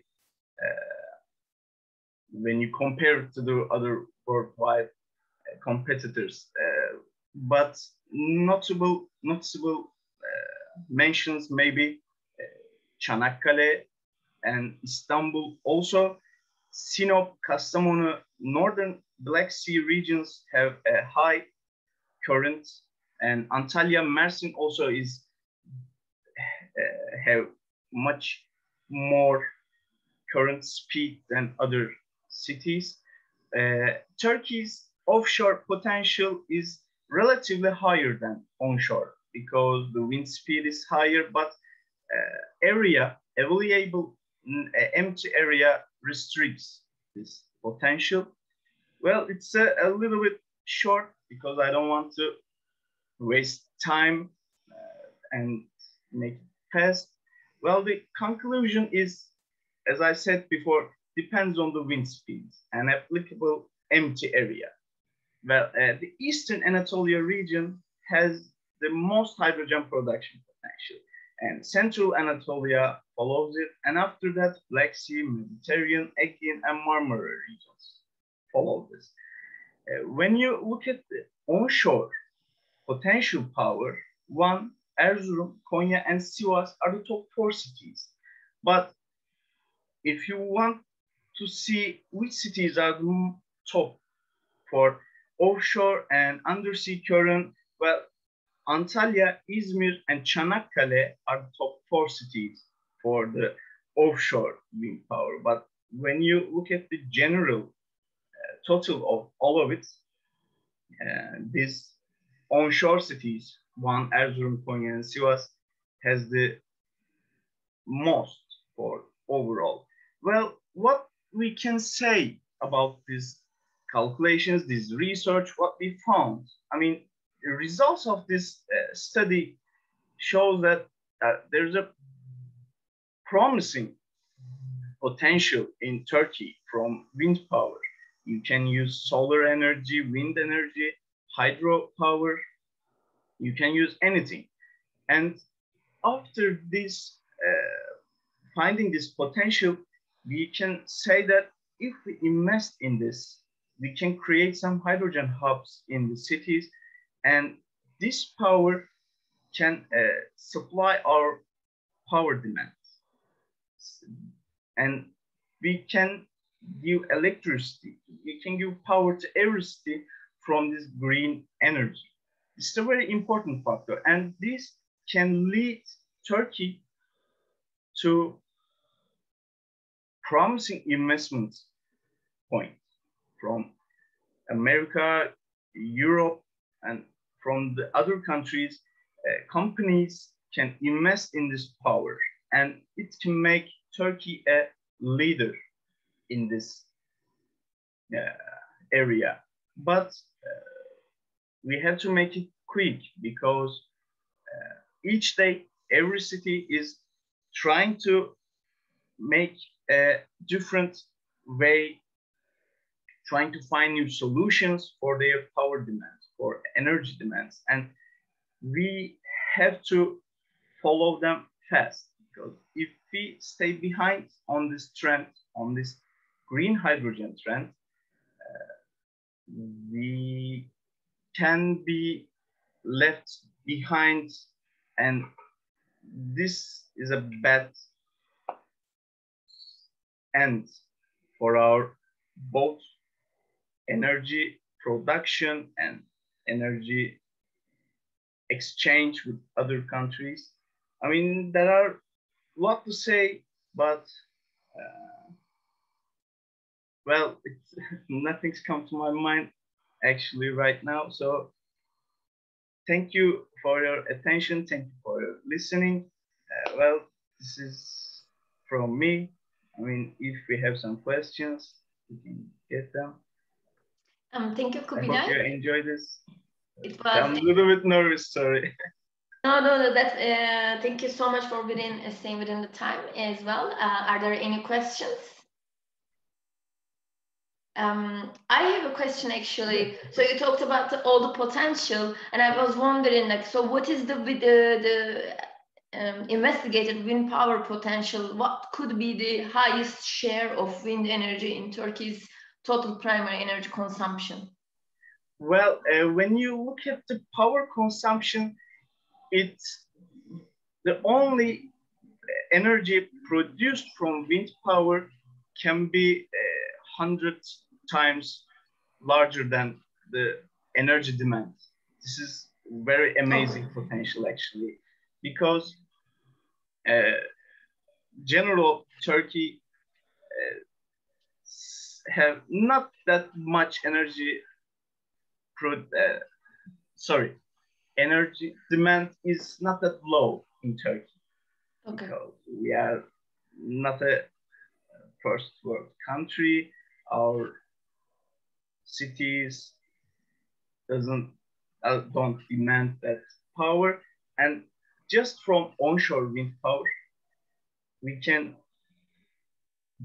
supply this demand, and then we will have over 95 times have much excess power. Okay, well, wish you the best of luck in your future studies. And I would like to introduce our next presenter, Adolfo. I'm sorry, I don't know how to pronounce. Julianelli, don't worry. Thank you so much. So we're going to hear your presentation about blue hydrogen generation by steam reforming of synthetic biogas in a membrane reactor packed with a novel ruthenium nickel catalyst. I would like to give the floor to you. Thank you so much for being a part of this session, and we look forward to seeing your findings. Thank you for the introduction. I hope my screen is visible. Could you confirm? Yeah. Okay. So let me start my speech by spending a few words about my organization. Okay. The National Research Council of Italy. It is constituted of more than 100 institutes with more than 7,000 employees. Currently, I'm working in the Institute of Membrane Technology. It is located in the campus of University of Calabria in the south of Italy, in Cosenza. We have another subsection in the north of Italy, and the ITM is one of the 7 institutes present in Cosenza, and I'm honored to be the representative people of all the personnel of these 7 institutes in Cosenza. Regarding my research activity, the hydrogen generation combined to the membrane reactor technology is the main focus. In particular, the membrane reactors are able to produce high-grade hydrogen for feeding low-temperature PEM fuel cell, and my research is carried out in the framework of automotive applications and exploitation of renewable sources. Well, in this slide, I reported some data extracted by the IEA report realized during the G20 Japan in 2019, today's hydrogen value chain. And on the left of this slide, it's possible to observe how most of the dedicated hydrogen production comes from natural gas as a fossil fuel. And on the right of this slide, it's possible to observe how most of the hydrogen demand is related to refining and ammonia production. Today, I will show you an alternative approach to generate high-grade hydrogen, the membrane reactors technology. And for this scope, on the left, I reported the conventional process used for producing high-grade hydrogen, starting from the utilization of natural gas. In particular, the first stage is represented by the reformer, in which the operating conditions are 700, 900 Celsius degree, pressure higher than 20 bar, and the hydrogen coming from the reformer needs to be separated and purified in a further stage, in particular water gas shift reaction, high temperature and low temperature, in order to convert the carbon monoxide into further hydrogen and CO2. Then another stage to separate CO2 from hydrogen, and then to recover high-grade hydrogen. The main characteristic of the membrane reactor is the generation of hydrogen and the simultaneous separation and purification of hydrogen in the same device. And this is the main characteristic to define the membrane reactors as an intensified process, and not needing further stage to separate and purify hydrogen after its generation. In particular, we believe that membrane reactors as an alternative technology may meet the objectives of the green chemistry, green engineering, and sustainability. In particular, looking at this scheme of the membrane reactor, inside the reform is present an anorganic membrane, hydrogen permeselective membrane. And it allows to remove the hydrogen from the reaction side towards the permeate side for permeation through the membrane. And this allows the so-called shift effect. Indeed, when hydrogen is removed from the reaction side toward the permeate side, for the Le Chatelier principle, the reaction is shifted toward the products. And this allows to reach better performance than an equivalent traditional reactor. And this allows, for example, to reduce the energy input required to perform the steam reform reaction, to reduce also the utilization of non-renewables or the cost due to the lower number of devices used for converting and purifying hydrogen, as well as the risk and hazard and the waste. Now, regarding the anorganic membrane materials used for separating hydrogen, looking at this graph, I reported the hydrogen permeability versus the reverse of temperature for different metals. And in the upper part of the graph, it's possible to observe the permeability of hydrogen for metals such as niobium, vanadium, and tantalum.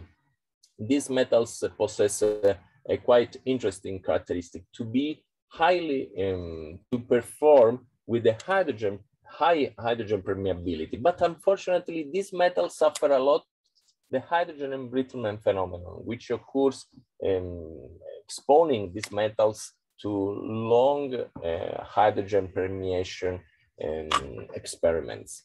Therefore, they are completely unuseful to be used for anorganic membranes for our purpose. Therefore, palladium results to be the dominant membrane material for separating hydrogen, but also palladium can suffer the embrittlement phenomenon below 300 Celsius degree and below 20 bars. But palladium, alloying palladium with other metals such as silver, copper, gold, ruthenium, and so on, the embrittlement phenomenon can be avoided, and the resulting hydrogen permeability of the alloyed membrane can overcome also the pure palladium membrane, the permeability of hydrogen of the pure palladium membrane. So now in this slide, I show you the palladium silver membrane used in our last experimental campaign. This membrane is a tubular membrane, is a full hydrogen permeselective membrane, which means that only hydrogen can permeate through. It is housed in the membrane reactor module. Here, the picture of our bench scale membrane reformer. The operating conditions between 300 and 400 Celsius degree as a reaction temperature, up to 3 bar of reaction pressure, stoichiometric feed molar ratio and defect of steam, and constant space velocity, and the utilization of an internal standard gas for the data analysis. Well, as the best results of our experimental campaign, in this slide I reported methane conversion. It's possible to observe how the membrane reformer operated at stoichiometric feed molar ratio is able to reach almost complete methane conversion working at 400 Celsius degree. And the conversion increases by increasing, slight increases by increasing the reaction pressure. And this is due to the shift effect. This effect is probably more evident looking at the membrane reformer operated under defect of steam. The higher the pressure, the higher the methane conversion. And this is due to the benefit related to the higher pressure, because a higher pressure means a higher transmembrane pressure, a higher amount of hydrogen removed from the reaction side and recovered in the permeate side, and more emphasized shift effect, which allows to convert more methane. On the contrary, for the traditional reactor operated at the same condition and under stoichiometric feed molar ratio, an increase of pressure allows a depletion of the methane conversion. This is due to thermodynamic. Indeed, the methane steam reform reaction proceeds towards the products with an increase of the moles number. Therefore, an increase of pressure determines a depletion of conversion. Under the effects of steam, this effect is more evident. And in only one case, the membrane reformer was used to perform the dry reforming of biogas. And in this case, the conversion was quite low, below 20%, but please pay attention, the reaction was performed at 400 Celsius degree. For the equivalent traditional reactor, we didn't observe any conversion. We were not able to transform methane under a dry reforming condition. Also, in terms of CO2 emission reduction, the membrane reform at stoichiometric condition and allowed to reduce the CO2 emitted in the environment up to 90% at the best condition. Unfortunately, under the effects of steam, the membrane reformer allowed a lower reduction, but in terms of hydrogen recovery, no difference were observed between the stoichiometric and the effects of steam conditions in terms of feed molar ratio for the membrane reformer. And the best result was achieved at 2.5 bar, getting a recovery equal to 40%.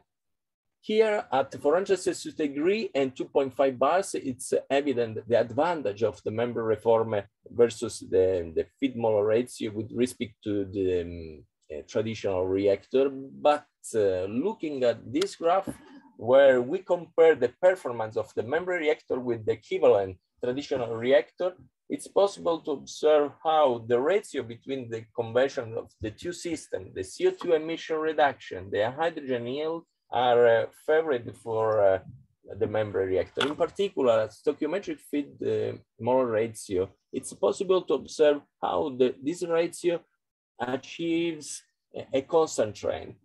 On the contrary, for the condition under defects of steam, the membrane reformer better performed than the traditional reactor due to the effect, due to the shift effect operated by the membrane. And this is a very good condition because we can get an advantage of using a lower amount of steam to carry out the steam reforming reaction. The same, it's observable for the CO2 emission reduction and for the hydrogen yield.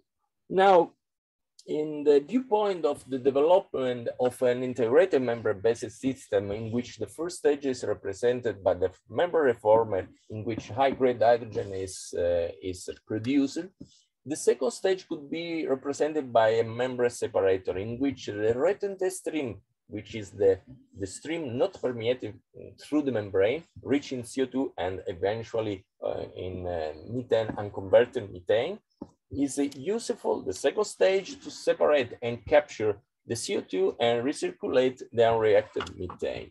In this case, we developed a bio-based polymeric membrane, PA polylactic acid membrane, which showed these fantastic results in terms of CO2 over methane selectivity versus CO2 permeability. And the data is equal to 200, 220 as selectivity, well above the Robinson upper bound, which represents the reference equation to describe an adequate material useful for this kind of separation. And we are investigating more and more to realize this integrated system. As a future perspective of this research, we have in mind to combine the membrane reactor technology with other renewable energy system, in particular solar, wind, and in this case, the solar-based system, in order to provide the energy inputs required for heating up the membrane reactor and to carry out the biogas steam reform reaction. In order to produce green hydrogen instead of blue hydrogen, as in the scope of this presentation. So I concluded with my speech, and I take the chance to promote the International Conference on Hydrogen Production, where all the discussion about the hydrogen generation, utilization, and storage will be performed during next September. This conference is realized under the patronage of the International Association for Hydrogen Energy. Professor Dinter is the founding chair, and this year I'm honored to be the chair. So I would like to thank you for your kind attention. Thank you. Thank you very much for this very informative presentation, and thanks for reminding us the conference, which we should all be following in terms of hydrogen production. If there are any questions, I was wondering actually the optimum feed pressure that, like, what you would conclude in terms of the feed pressure for the purity and conversion rates. Well, the effect of pressure, I prefer to go to these graphs. Well, the reaction pressure is not a good variable in the traditional reactors. In the membrane reactor is a good option because at higher pressure, feed pressure, and then reaction pressure, more hydrogen is pushed to pass through the membrane. This allows to reach a higher hydrogen permeation driving force. And this allows to recover more hydrogen for permeation. And this effect overcomes the negative effect due to the thermodynamic, which is only present in the traditional reactor. This is why the membrane reformer as an alternative process can be a good option also at industrial scale, because we can operate at a medium-low pressure. The pressure is a benefit for the membrane reformer. It's a benefit in terms of hydrogen recovery. And in comparison with the traditional reactor, the advantage is quite clear. Okay. Well, thank you once again. You're welcome. We're going to go to the third presentation. Mohamed Iberia Aydın.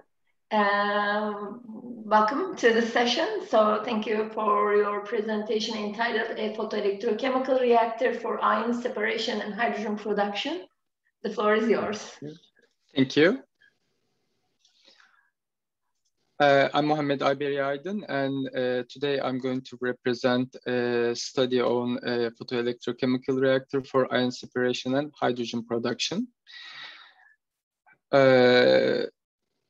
Let me start with the objectives first. Basically, the textile wastewaters has high COD and color content. So usually to reuse the water that's used in the textile industry, integrated treatment systems are required. So basically they have high caustic and high organics inside their wastewater. So electrodialysis is an effective system for ion removal, ion separation, but for organics, the efficiency is very low. But on the other hand, the photoelectrochemical methods are very efficient in organic matter removal and color removal. So basically, we try to combine these two systems to remove the both organics and the ions. Also, at the same time, try to produce hydrogen. So this is the experimental setup we have. Basically, the reactor have 3 cells, which is a photoanode and concentrate and a cathode cell. Let me show you in the detail. Basically, these cells are separated with cation and anion exchange membranes. Basically, they prevent the ions to or let the ions to pass to the other side. So basically, in this setup, the positively charged ions goes through the concentrate cell from the photoanode. And from the cathode cell, the negatively charged ions goes to the concentrate cell. Basically, it does separates the ions. Also, at the same time, it removes the organic matters. So we have used a synthetic textile wastewater with a conductivity of around 44 millisiemens per centimeter, and the caustic concentration was 0.25 molar, and the COD rate is around 2.4 grams per liter.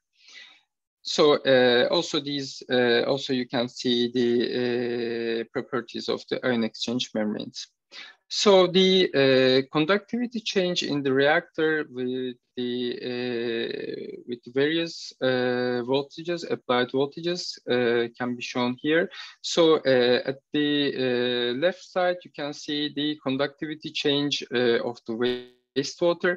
So basically the conductivity can be decreased around 5 millisiemens with 2.5 of applied voltage, and at the same time we are collecting these ions in the concentrate cell, so which is also increased to the around 43 millisiemens per centimeter.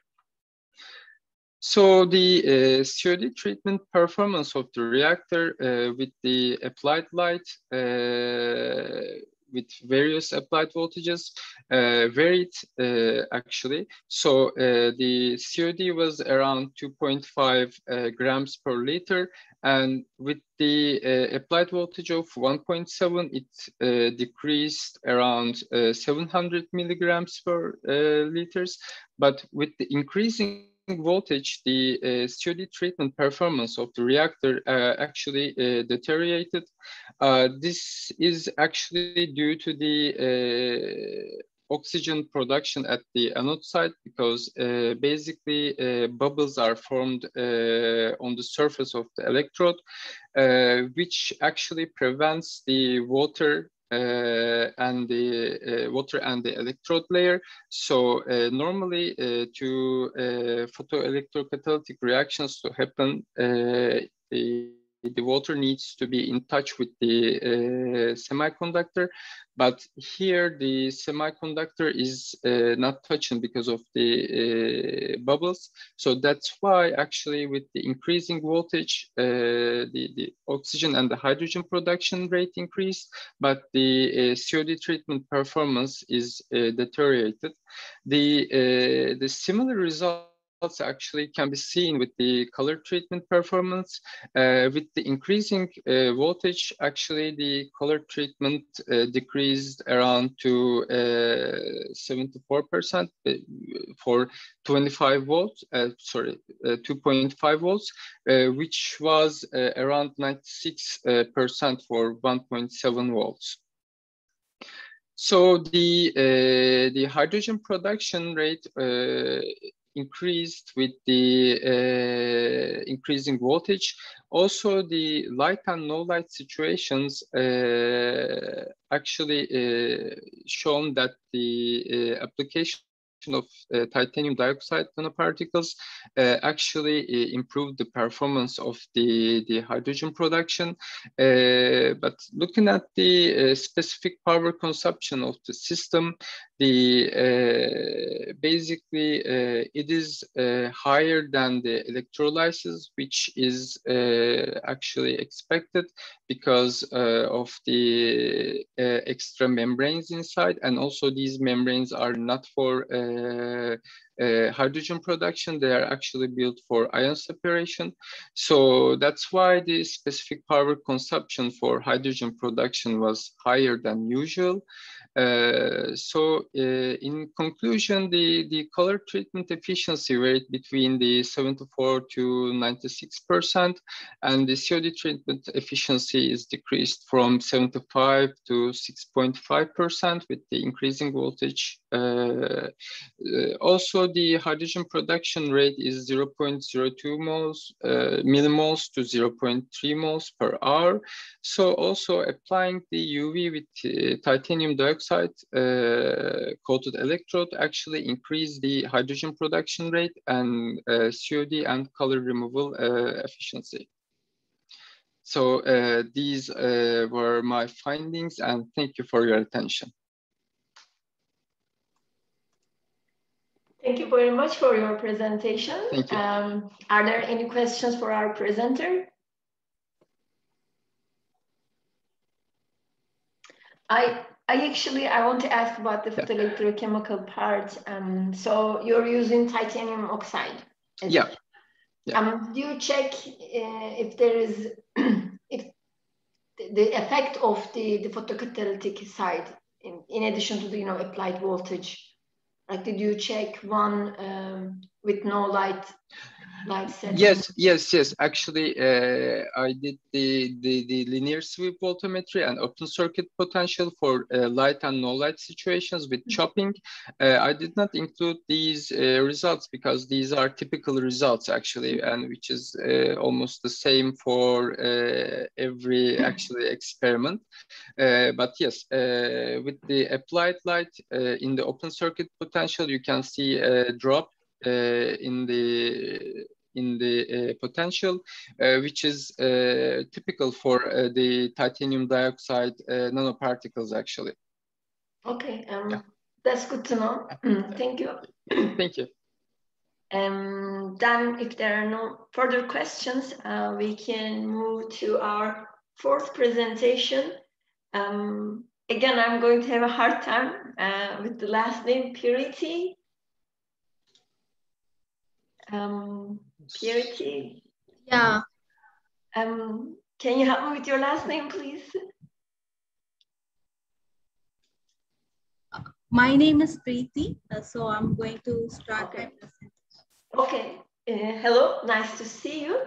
So I would like to welcome you to stage to present your study entitled Solar and Sonolysis and Assisted Hydrogen Recovery from Industrial Sulfide Wastewater using CNT, zinc sulfide, iron oxide.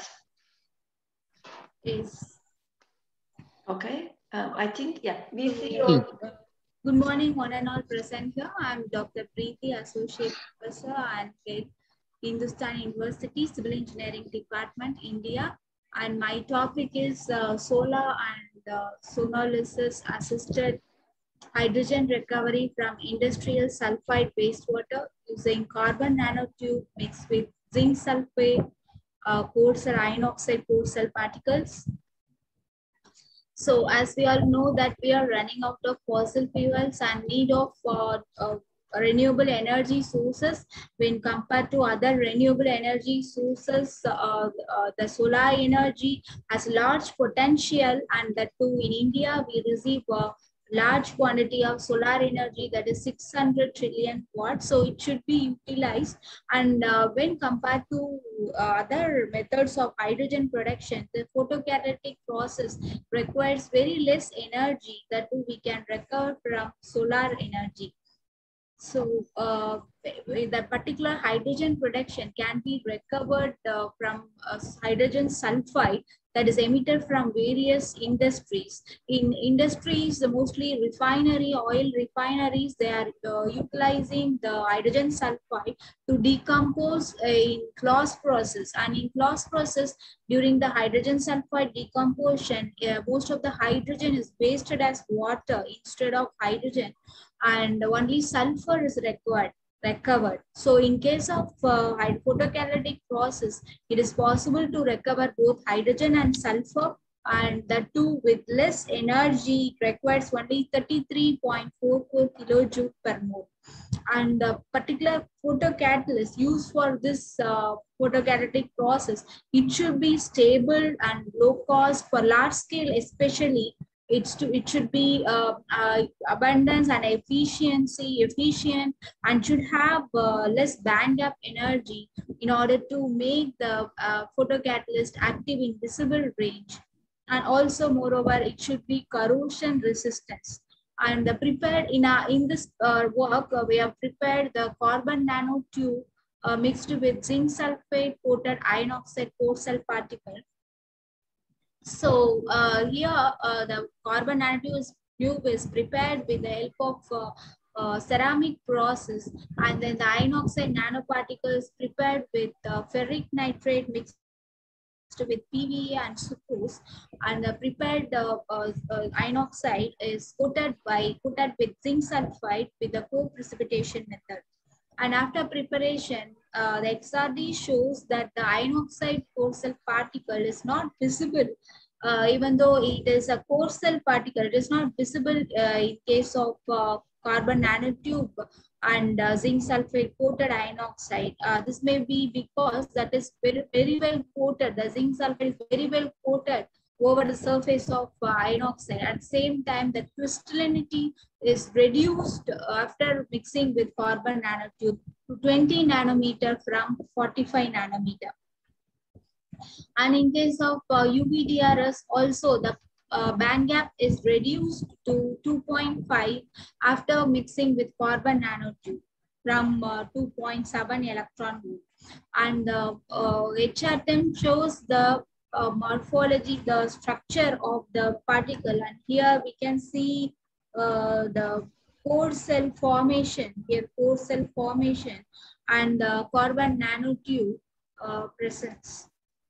And after doing the analysis, photocatalytic hydrogen production with the sonophotocatalytic process, the carbon nanotube mixed with zinc sulfate coated iron oxide shows maximum hydrogen production.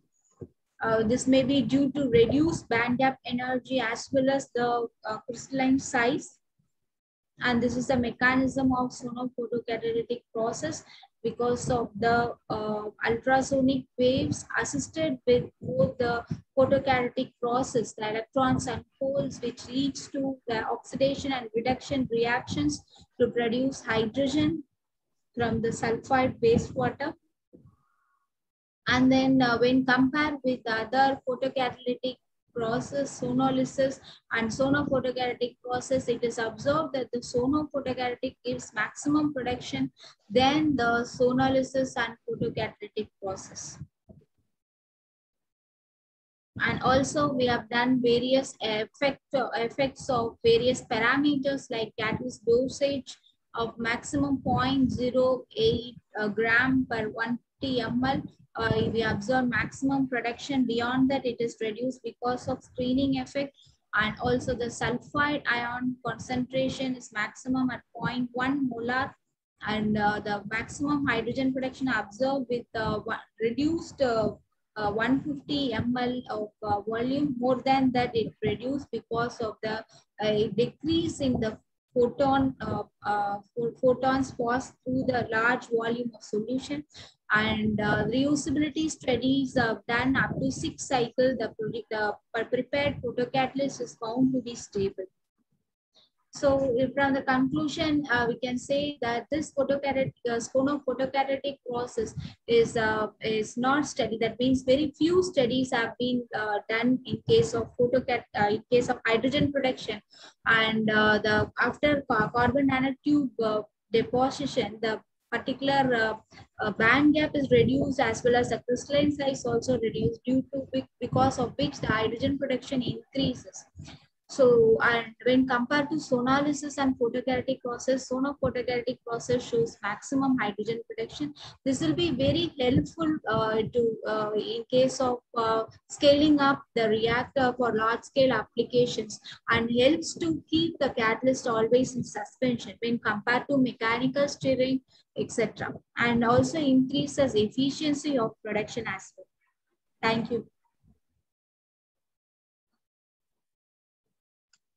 Thank you so much. I want to ask if anyone have a question first. And if not, I want to ask the operating parameters effect.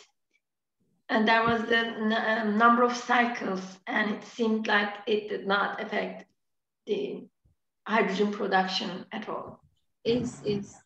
So is it like within the 5 cycles, or overall the hydrogen production is not affected by how many cycles repeated? No, actually the number of 6 cycles, the same catalyst is reused again and again. After recovering it, from the photolytic solution after recovering and washing, regenerating, and use the same catalyst for over a period of 6 cycles. And the particular the stability of the catalyst is stable, and that's why it gives same production, same amount of hydrogen production. Thank you so much for sharing your important research with us. I want to move to our next presenter, Ehsan Banisiadi. Thank you for being here to share your research entitled Coupled Thermal Electrochemical Analysis of Polymer Electrode Membrane Electrolyzer. Hello, everyone. My name is Ehsan Banisiadi. Let me pull up the, okay.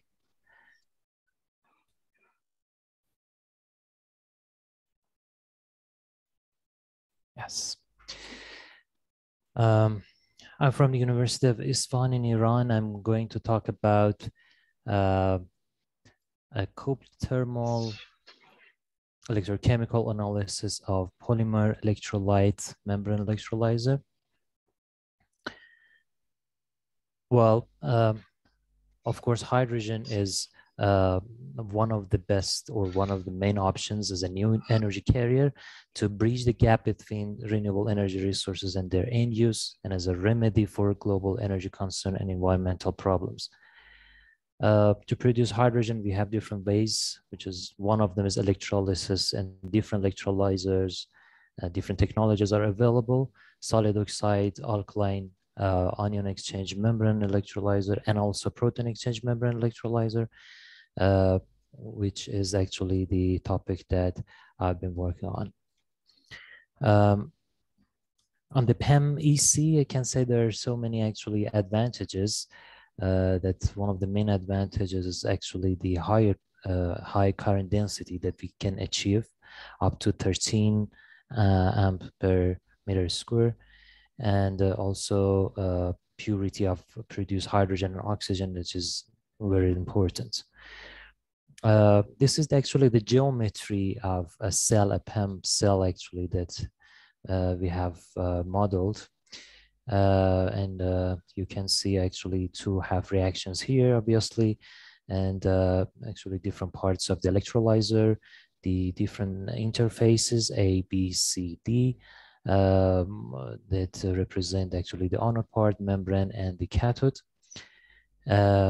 Of course, we should consider the bipolar plates, the gas diffusion layer, and the membrane, and the catalyst over these actually layers. So the contribution, the main contribution of this research is about development of actually numerical model to deal with the thermal analysis of a PEM electrolyzer, which is really important. Investigation of different parameters like operating pressure, operating temperature, and also the thickness of membrane and the temperature distribution over the PEM cell and different layers actually of the PEM, and the performance at the end of the PEM cell, of the PEM electrolyzer. The governing equations, of course, the mass balance, energy balance are applied, the rate basis for anode, cathode, and the membrane, as you can see here, and the different actually important parameters that should be assumed, and also the voltage. It is going to be a combination of open circuit, activation, ohmic, and concentration voltages. Well, at the end, we are dealing with actually temperature equation, or the energy equation, and distribution of temperature along the thickness, let's say, of the anode, cathode, and the membrane as the three main parts. We have boundary conditions, and those boundaries that I showed earlier, different parts of these PEM-EC, which are basically based on actually equivalence of thermal conductance and at the boundaries. The results are validated against experimental data, which is available in the literature, as you can see in different temperature and pressures. And for the actually this graph that shows the polarization curve of the electrolyzer in a wide range of current density. And you can see almost a good agreement between the numerical and experimental results.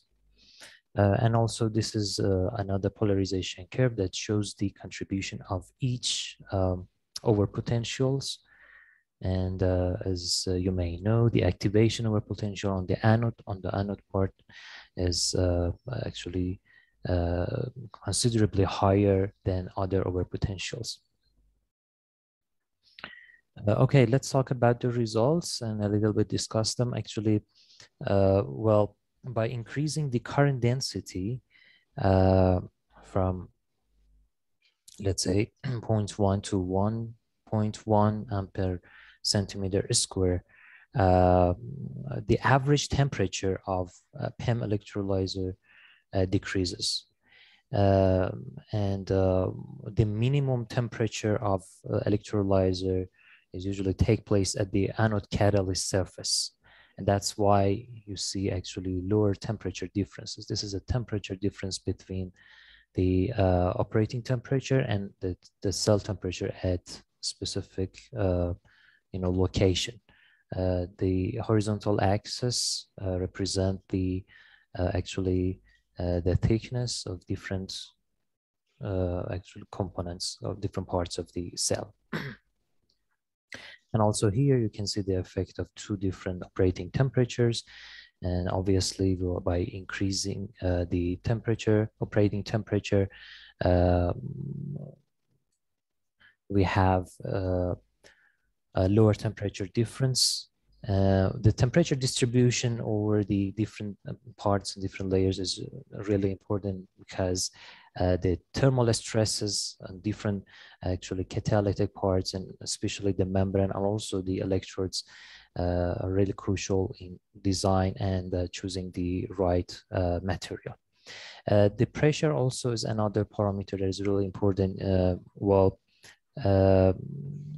Increasing the temperature, the operating temperature, increasing the operating temperature leads to decrease of actually voltage and improving the performance. By increasing the operating temperature from 313 to 353, we get almost 4% lower voltage, which can be considerable.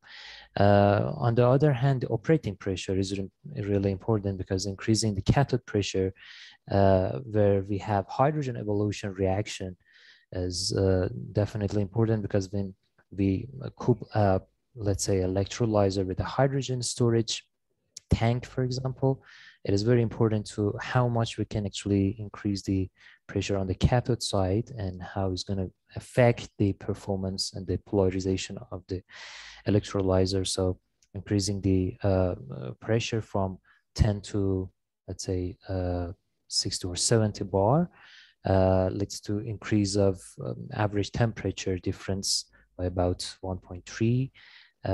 So the effect on the temperature is not that much, but the effect of pressure on the overpotentials and the overall voltage is interesting here. As you can see, at higher, more than about 20 bar, the effect is almost negligible, but below that is somehow important. And we investigated the effect of membrane thickness. The membrane thickness, well, higher thicknesses means higher resistance against the transferring the ions and different reacting species.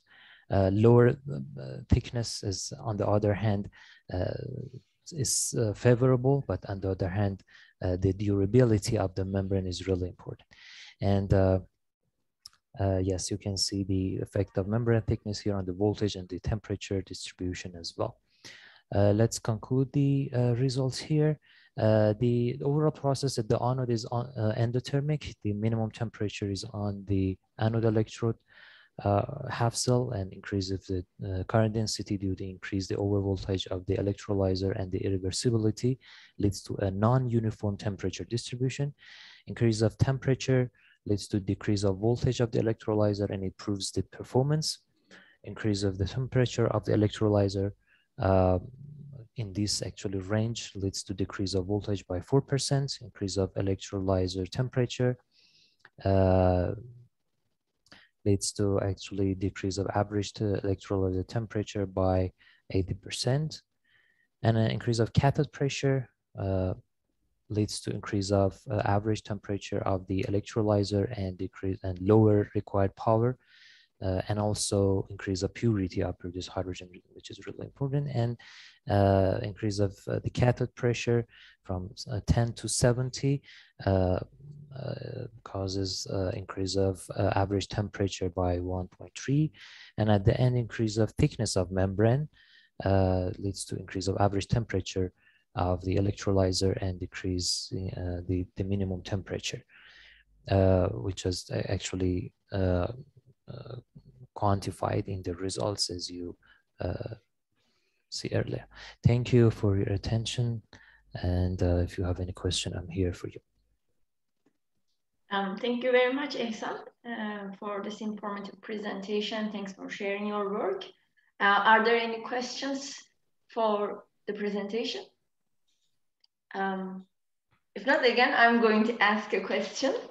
What I understand, if I understand correctly, in terms of operating temperature and pressure, low temperature and low pressures are more like preferred.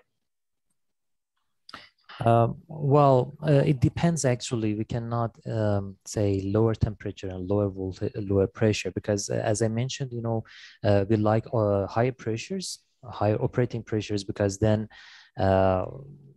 normally we're going to store hydrogen. And then if we succeed to produce hydrogen at higher operating pressures, then it requires less required power for compressing the hydrogen, right? So we may say, well, let's operate the electrolyzers, especially for large scale at higher pressures. But the temperature, yes, the temperatures another story. Was working at higher temperatures means working with specific and special you know, materials and those limits that always exist. But again, higher temperatures, when we actually increase the temperature, as you can see me here, well, we end up with lower voltage, so less required power, and it's also favorable on the other hand. So there's going to be a trade-off, and it completely depends on the capacity and the application at the end.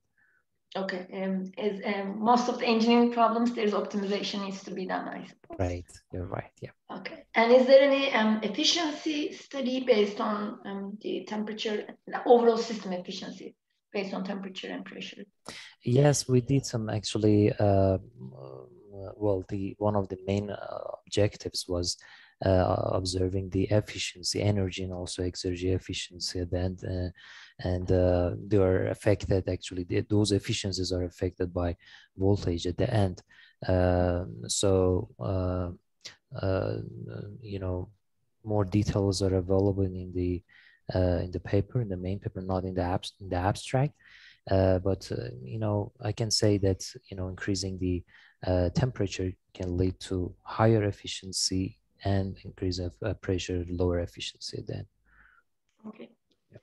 Thank you very much, Ehsan. I think that we're going to have you on stage for one more presentation.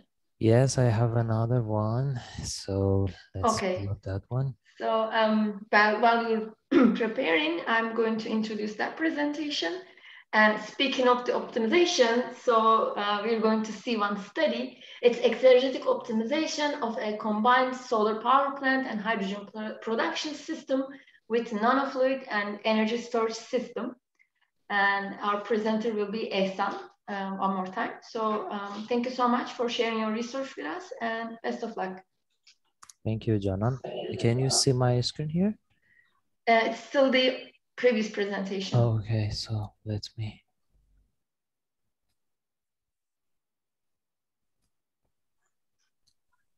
Okay. Now we see it. Yeah. Okay. Best of luck. Thank you.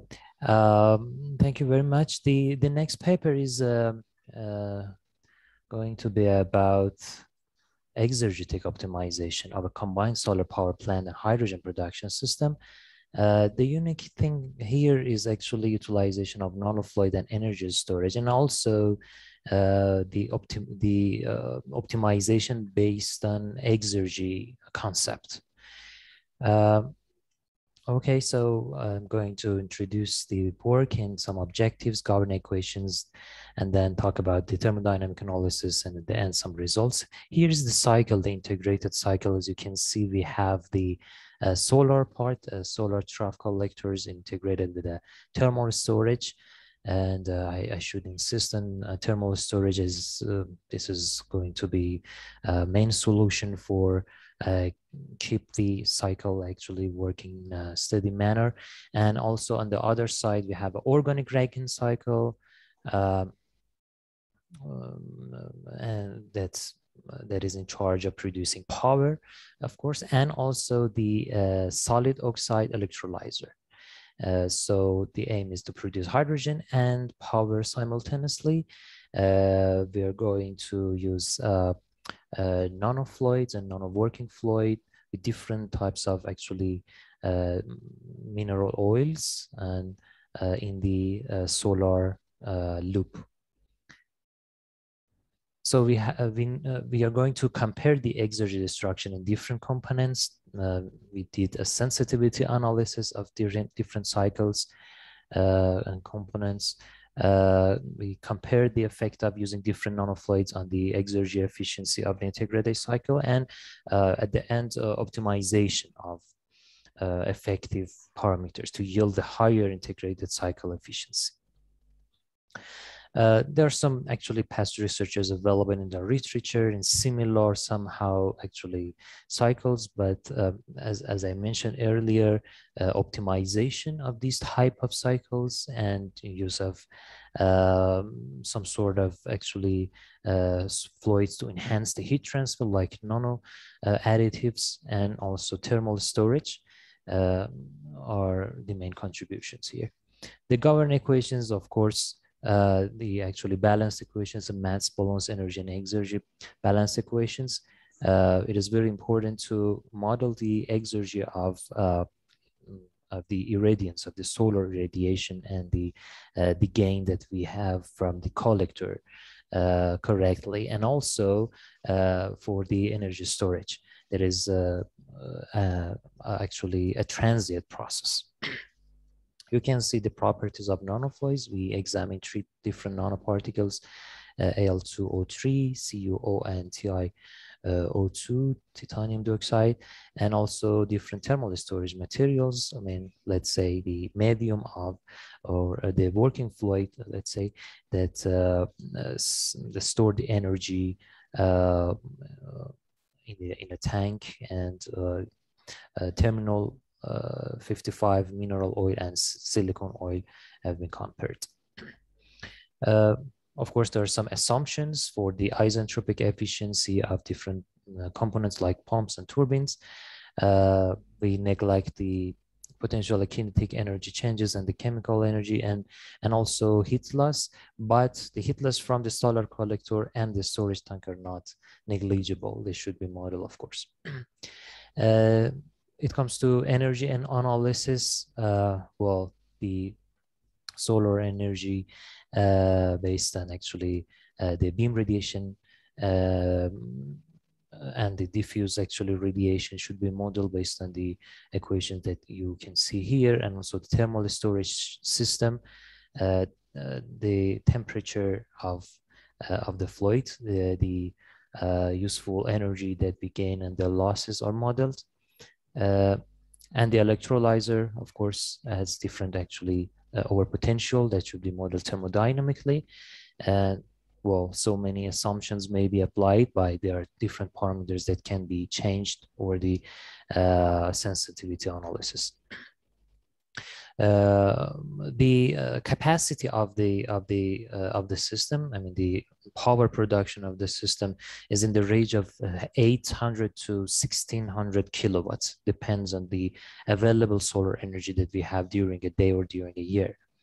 The results are validated against the available data. There are mostly actually numerical data that are available for these type of studies for actually validation.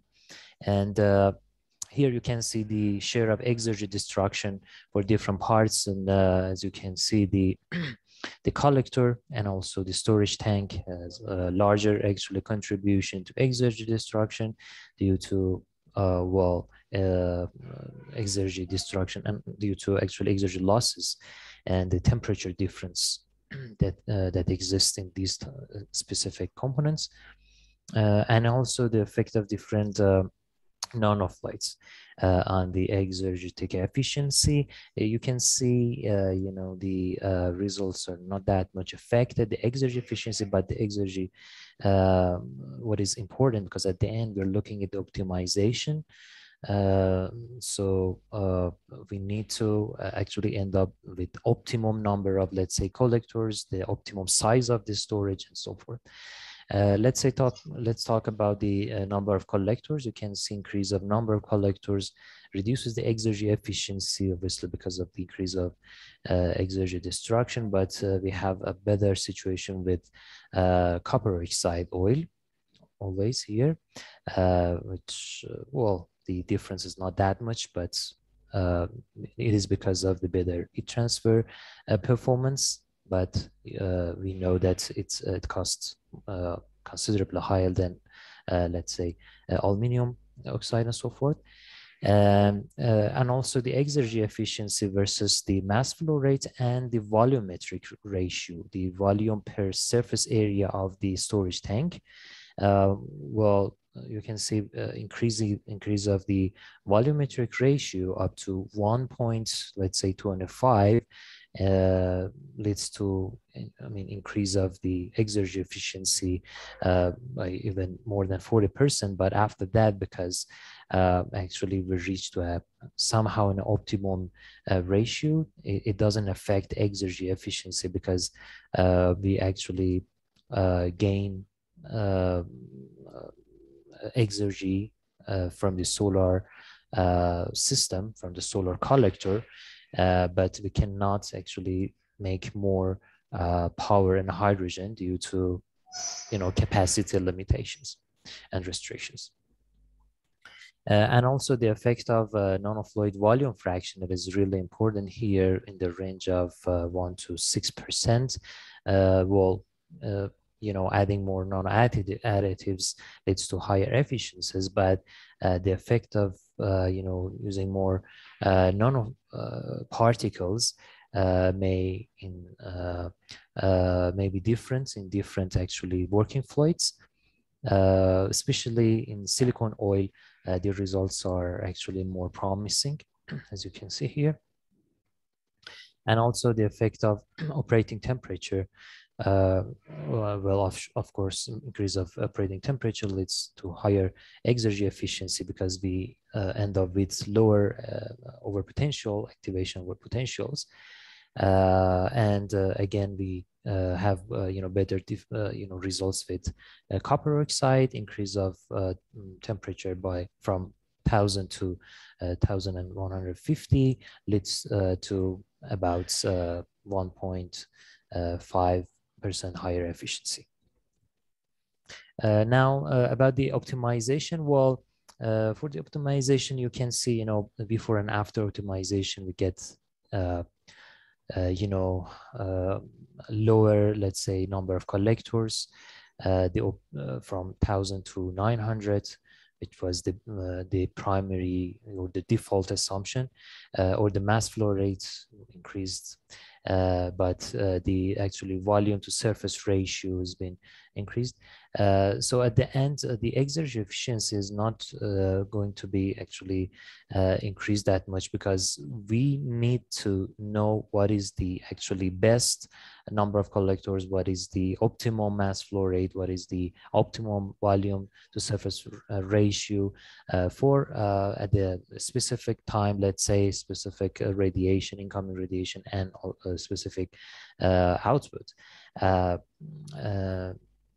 You can see the optimization results are changing, you know, time by time. So it's a matter of available radiation and available, you know, hydrogen and also power production capacity during a day at different actually times during, well, let's say a day. And also the effect of, well, for each nanoflight, you get different actually results and different optimization results. So again, we need to look at which nanoflight is the best first, and then go for the optimization. Okay, I conclude all of these issues. Well, the analysis of integrated cycle using exergy analysis revealed that more than 75% of the cycle exergy destruction is related to solar collector and heat storage system. Actually, the silicone oil has a better actually exergy efficiency compared to other, and the increase of volume fraction of nanofluid, and consequently reducing the energy required to increase the temperature of the fluid means higher efficiency. And we concluded that CuO with the same volume fraction has a higher exergy efficiency. And as the temperature of the electrolyzer, the working temperature of the electrolyzer increases, well, the voltage decreases and the exergy efficiency increases, but we always have some limitations for increasing the operating temperature. The volumetric ratio was optimized at about 1.75. And based on the optimization, when you actually optimize with the objective function of exergy efficiency, you can see the highest exergy efficiency that you can yield with CuO is about 11%, with titanium dioxide is 9%, and with aluminum Al2O3 is about 8%. And these are comparable this way. Thank you for your attention. Thank you, Ehsan. Are there any questions? I was wondering actually, with the optimization, the objective is exergy efficiency, right? Are there any? Yes, well, we did the optimization in you know, with different objective functions. Firstly we looked at the, let's say, the number of well, let's say maybe the cost. We looked at the cost maybe, and also the performance. By the performance, I mean the power output and the hydrogen production rate. So what is the optimum number of collectors and the size of the tank, let's say, and also the mass flow rates that we can reach to the specific capacity. And then after we optimize those parameters, then we move on to the next objective, which was the actually efficiency. We can do simultaneously. Can have, you know, several objective functions at the wall, but it requires more complicated code and simulation. It is possible, so there could be another optimization over these results too, but there should be something between, you know, in something between, you know, between these results. Okay, I understand. Thank you so much. Sure. So we are going to move to our last presentation of this session. Alaaddin Kaya. Okay, so he already starting the sharing screen. We're going to hear the presentation on objective optimization of a multi-stage vapor compression refrigeration cycle. The stage is yours. Best of luck. Can my screen be seen? Is it okay? Everything is fine. Okay. My name is Alaaddin Metinkaya. I work as an assistant professor in the Department of Mechanical Engineering in Bursa Uludağ University, Turkey. And my topic is multi-objective optimization of a multi-stage buffer compression refrigeration cycle.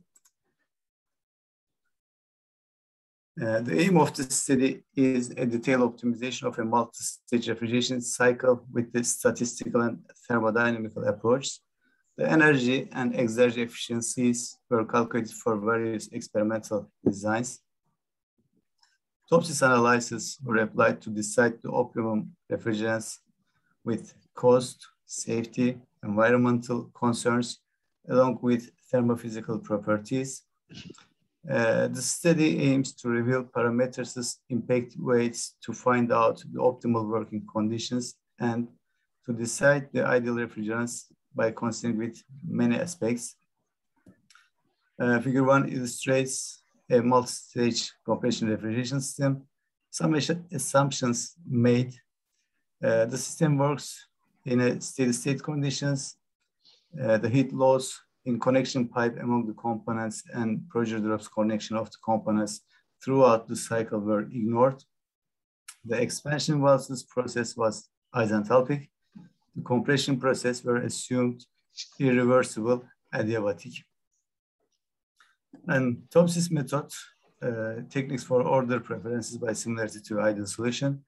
Topsis method is used as a decision-making method in many areas. In the method, two basic points are used in the evaluation of decision options: positive ideal solution and negative ideal solution. In this method, it is tried to determine the value closest to the positive ideal solution and the value at the farthest distance to the negative ideal solution. The positive ideal solution should be considered as a refrigerant with the least harm to the environment, while the negative ideal solution be considered as the refrigerant with more damage to the environment than others. Moreover, cost effect was also taken into account for the consideration. Topsis method contains the following steps. The decision matrix is created, then the matrix is normalized using the equation. And the next step, the weighted decision matrix is created. The weighting value is used to indicate the importance of the parameters. In this study, weighting values were calculated using analytic hierarchy method, AHP.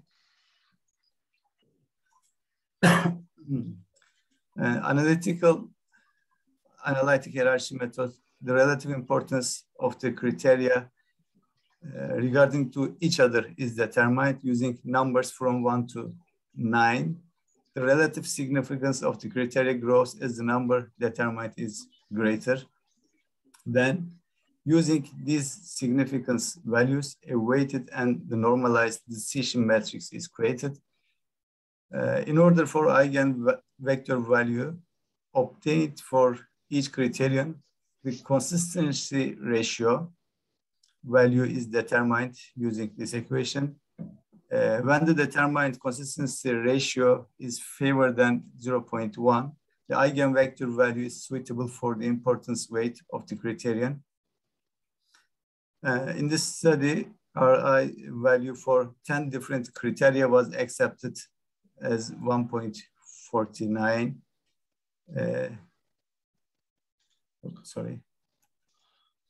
Taguchi method enables to determine the effect of parameters on the efficiency of the system by doing less experiments. The larger the better method was used due to evaluation performance in this study. In order to make evaluation, specific volume, normal boiling point, critical temperature, critical pressure, atmospheric lifetime, ozone depletion potential, global warming potential, lower flammability limit, safety group, and price were considered. Thus, the ideal refrigerants were decided by considering thermophysical properties of refrigerants environmental data with safety and price. These 12 refrigerants were selected regarding to the normal boiling points between 0 to -30 degrees Celsius.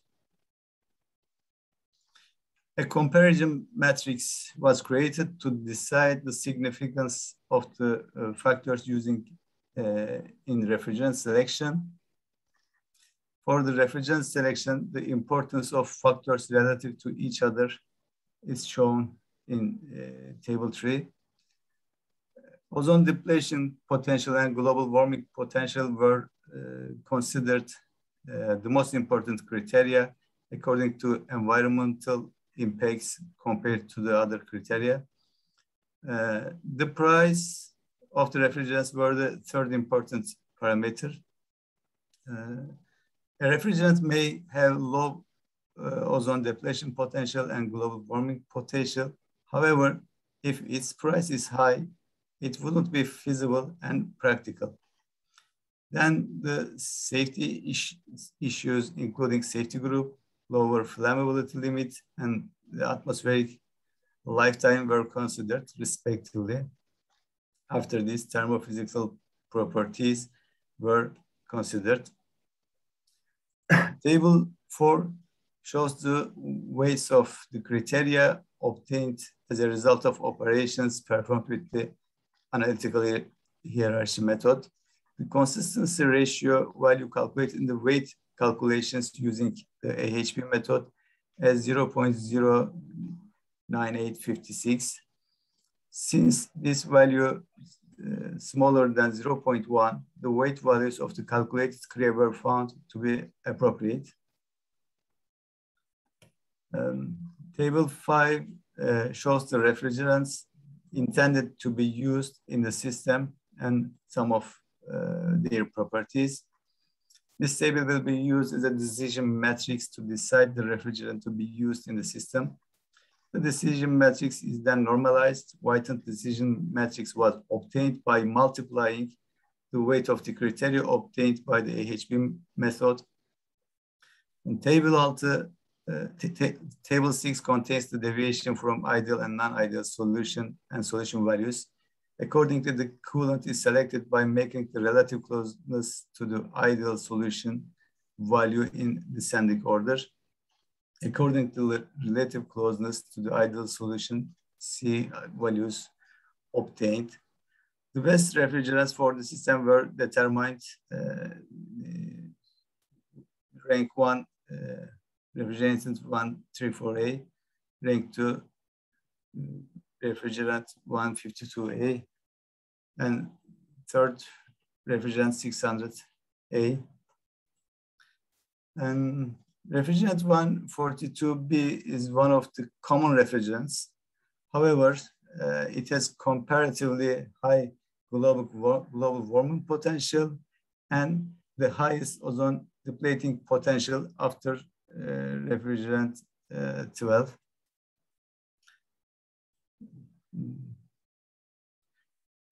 Working fluids were determined. The previous studies about these refrigerants in the literature were comprehensively investigated for determining the factors and levels.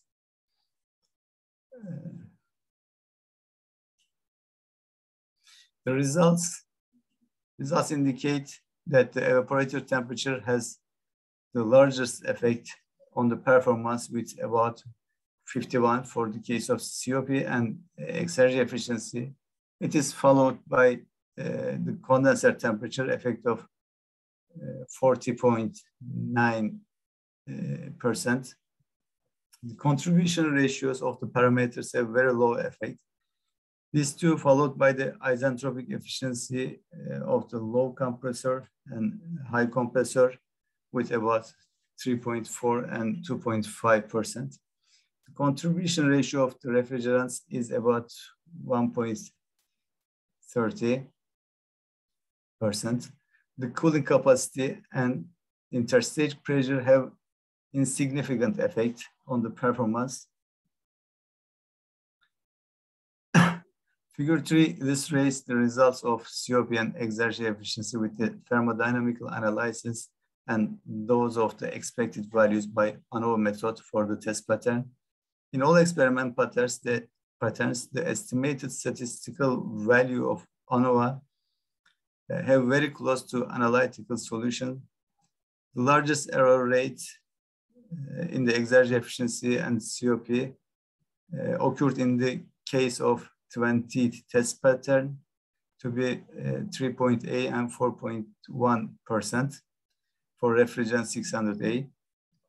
The lowest errors occurred in case of refrigerant 134A. The estimated findings have good agreement with an average differences of about 0.676% for exergy efficiency and 0.717% for COP for all test patterns. These results are quite reasonable. In conclusion, the influence rate of the operational parameters on the energy and exergy analysis were evaluated. The best refrigerants for the systems were determined. The largest COP were decided in this condition. In the specified optimum conditions, the COP of 5.72 and the exergy efficiency of 18.46% were achieved. These are larger than all 27 experimental patterns. The results indicate that the evaporator temperature has the largest effect on the performance. The lowest value of errors, 0.042% and 0.037%. The estimated conclusions have excellent accordance for all test patterns. The results are quite reasonable.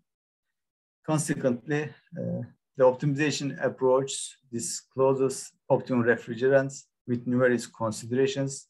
Moreover, the optimum operating conditions and the most effective parameters can be decided for an improved system. Choose privileged components, refrigerants, and conditions to be focused on can be decided to improve the overall system performance. Thank you. Thank you very much for your presentation. Are there any questions? Is there I'm sorry, I missed it, but is there a slide where the multi-objective optimization criteria are shown, or can you repeat?